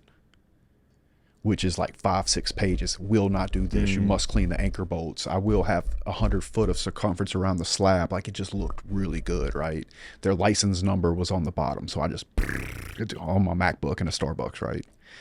And then oh shit, job time. So go run to the job, drive there, truck, tools. But I knew that doing that and having insurance, and I paid somebody to do a website really early, I reinvested in the business a lot. The problem I would run into is the actual manpower itself. And that's when it got, really, really hard, because, you'd have multiple buildings going on at the same time. We'd go to bigger buildings, and these GCs don't play. Like, you're swimming with sharks in construction because they have a schedule. You better hit it, and you better be safe, and your men better not make a mistake, and your men don't even want to be there a lot of the time. So it's that. And there's no punches pulled. It's a very legal game. They will hit you with liquidated damages very quickly, which is basically $3,000 a day you miss the schedule. Oof. Especially on school projects and things like that. And then you go to put the roof on. Sorry, the kids are testing. You have to come back tomorrow. But what about my equipment that's sitting here on rent? Like, there's all these things, right? The business is difficult. I'll never forget, my first line of credit was $15,000 so I could make my $2,500 payrolls. But I eventually got in a position where I'd had enough momentum. I'd hired and fired enough people that enough people had stuck. And at that point, I was very rigid because I just been lied to so much. And it finally, after the systems were there and I hired the right people and I had some bonus structures in place, and that lady I told you about, Renee, her name's Renee. Love you, Renee.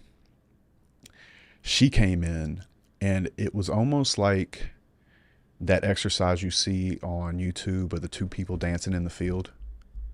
And they see the two people dancing in the field, and then all of a sudden it's 5 people, then it's 10 people, and then it's 20 people.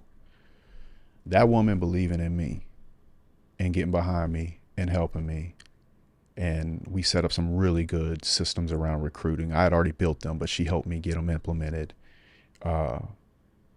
From there, about 5 or 6 years ago, got us to the point where it was just a moonshot. We were just able to duplicate it, project process, pre-construction, contract checklist, retainage, how we pay people, like everything. It's like somebody finally got behind the systems I had built when I had eMyth. And I knew that I could actually trust some people. And for that guard that I had up around, you can't trust anybody. And with good reason. I was getting lied to left and right. I was buying my own tools out the pawn shop. Oof. Like, it was fucked. We finally created a culture where now my men will kick other guys off the job if they're not working. And I mean, there's many things that happened. I had a guy, I didn't know this, but he had given me some paperwork that was wrong, and he wasn't supposed to be here, and he got picked up by ICE. Oof. Yep. And I paid $25,000 to keep him here, and I'm obligated to him with the government. Wow. But you don't think that gets around? I was going to say. You don't think there's going to be loyalty there? So it's one of those things where I had to take some punches, and when we came out on the other side, I was able to trust people in a way that I knew that I could actually let them do their job, and then we could talk about, and of course we have daily reports and everything, and we're constantly plotting and planning. But then Andrew and Tristan brought that out of me even more, like, because that's what you originally asked me. And I just think it's because. How many years ago was this? What? That you started working with them? Oh, it's been like 3 years. Yeah. So are you saying that your business took a big turn when you met them? No, I was already making a bunch of money. My life was great. So what were the key things that you started piecing together? So I teach an entrepreneurship class. Yeah. And I find it is very difficult to actually teach people what they need to do, because the real thing, I'll be interested to see if you agree with this. Here's what I know you cringe at CEO, but here's what a CEO has to do. I hate it. You have to be good at solving novel problems. A problem not only have you not seen before, nobody's seen before. And you have to be able to go in and figure it out, whether it's ice, or it's the sheet metal isn't connecting the way it's supposed to, right. Or you've got everything on rent and the school is pushing back, whatever. Right. You have to be able to figure out all those problems when there's nobody else to ask. Right. And so how do you teach somebody to be good at that? So I'm very curious, What were some of those key moments? So you learned, okay, I've got to be able to trust my employees. You read E-Myth and you realize I've got to have a system. I can't work in my business. I have to work on it. You start building out charts and data. Yep. All the checklists. How did you figure out what data to look at? Yeah, so I had gotten a bunch of mentors. I joined the Metal Building Contractors Directors Association. I was a board member at a very early age. I'm pretty sure I was the youngest board member ever. And I got a lot of that information from them. And then everything else was really just a mistake we had made that it might as well go on this checklist now because I don't ever want to pay for it again. And that's generally how I am. It's like if a guy makes a mistake and I know there's intent there, and intent is very important to me, then I'm okay with it. It's the guy that skips it on the checklist that's going to get fired, right? And as far as being a CEO, I believe the number one driving factor for a CEO to be successful, in my opinion, is to be a playmaker. Because you're right. He's working on the business and there's new problems that are attacking the business that have become a threat to a business. And he's got to be able to, on the hip, while the plane is in the air, put the duct tape on the wing and figure out a way to get to a different level, a new altitude. And I was very, very good at that. And maybe it's because I'm a bit ADD and I like to hyper focus, and I'm very good in chaos. You know, I'm not very good at being organized, but if you create a storm, I'm really good in that. And so for me, it just made sense. It never even felt like I was reading there's no book I read to do that. And I think people either have that or they don't. I constantly tell Renee, I'm like, man, if we could just figure out a way to figure out if somebody can think for themselves or not, we will have the biggest steel company in the history of construction. But it's really hard to do. Yeah. It's really, really hard to do. And I think I had that particular gift naturally. And I had the other gift of bringing people together and creating trust and having bonds with them. But I wasn't able to release that part until, you know, I had some people that were willing to dance to the same rhythm and row the boat in the same direction. Right. And that caught on. And it caught on like wildfire in a lot of ways. And then running into Andrew and Tristan, I saw what it was like to truly trust a brother. Something I had never really had. I grew up in a house full of there was 5 kids, but we had different dads. There was like 7 or 8 years apart. They're pretty overweight. Like, well, there's not a lot in common. So I always felt like I was really just a black sheep in my own family. And seeing them have that relationship has been very, very beneficial to me, because I've noticed the more trust that I put into people, especially people that I know deserve it, the more they don't want to let me down. And I think that's abundantly valuable in business, and it creates a lot of speed. So when we trust each other, we can go fast, because I'm not worried about anybody snaking me or stealing business or anything like that. And they have that. Any one of them could steal all the money from the other one at any time. And I have some employees that could wreck me if they wanted to, but they won't. And I think a lot of that is that trust that's already there that they would never want to sabotage. And so that's kind of how we got there in a nutshell. It's a very short-winded version, but that also circles back into the trust question you had. Yeah, I was going to say, it's been an interesting theme that's cropped up. Where can people follow you? You can go to my website to get free emails every day at justinwinwaller.com. I love it. Awesome. All right, everybody, if you haven't already, be sure to subscribe. And until next time, my friends, be legendary. Take care. Peace. If you're single, you are not going to want to miss this episode with Chris Williamson. But it's more than 50% of people are starting their relationships online at the moment, and they don't stick about as long. Relationships that start online are not as, they don't have the longevity, they don't have the staying power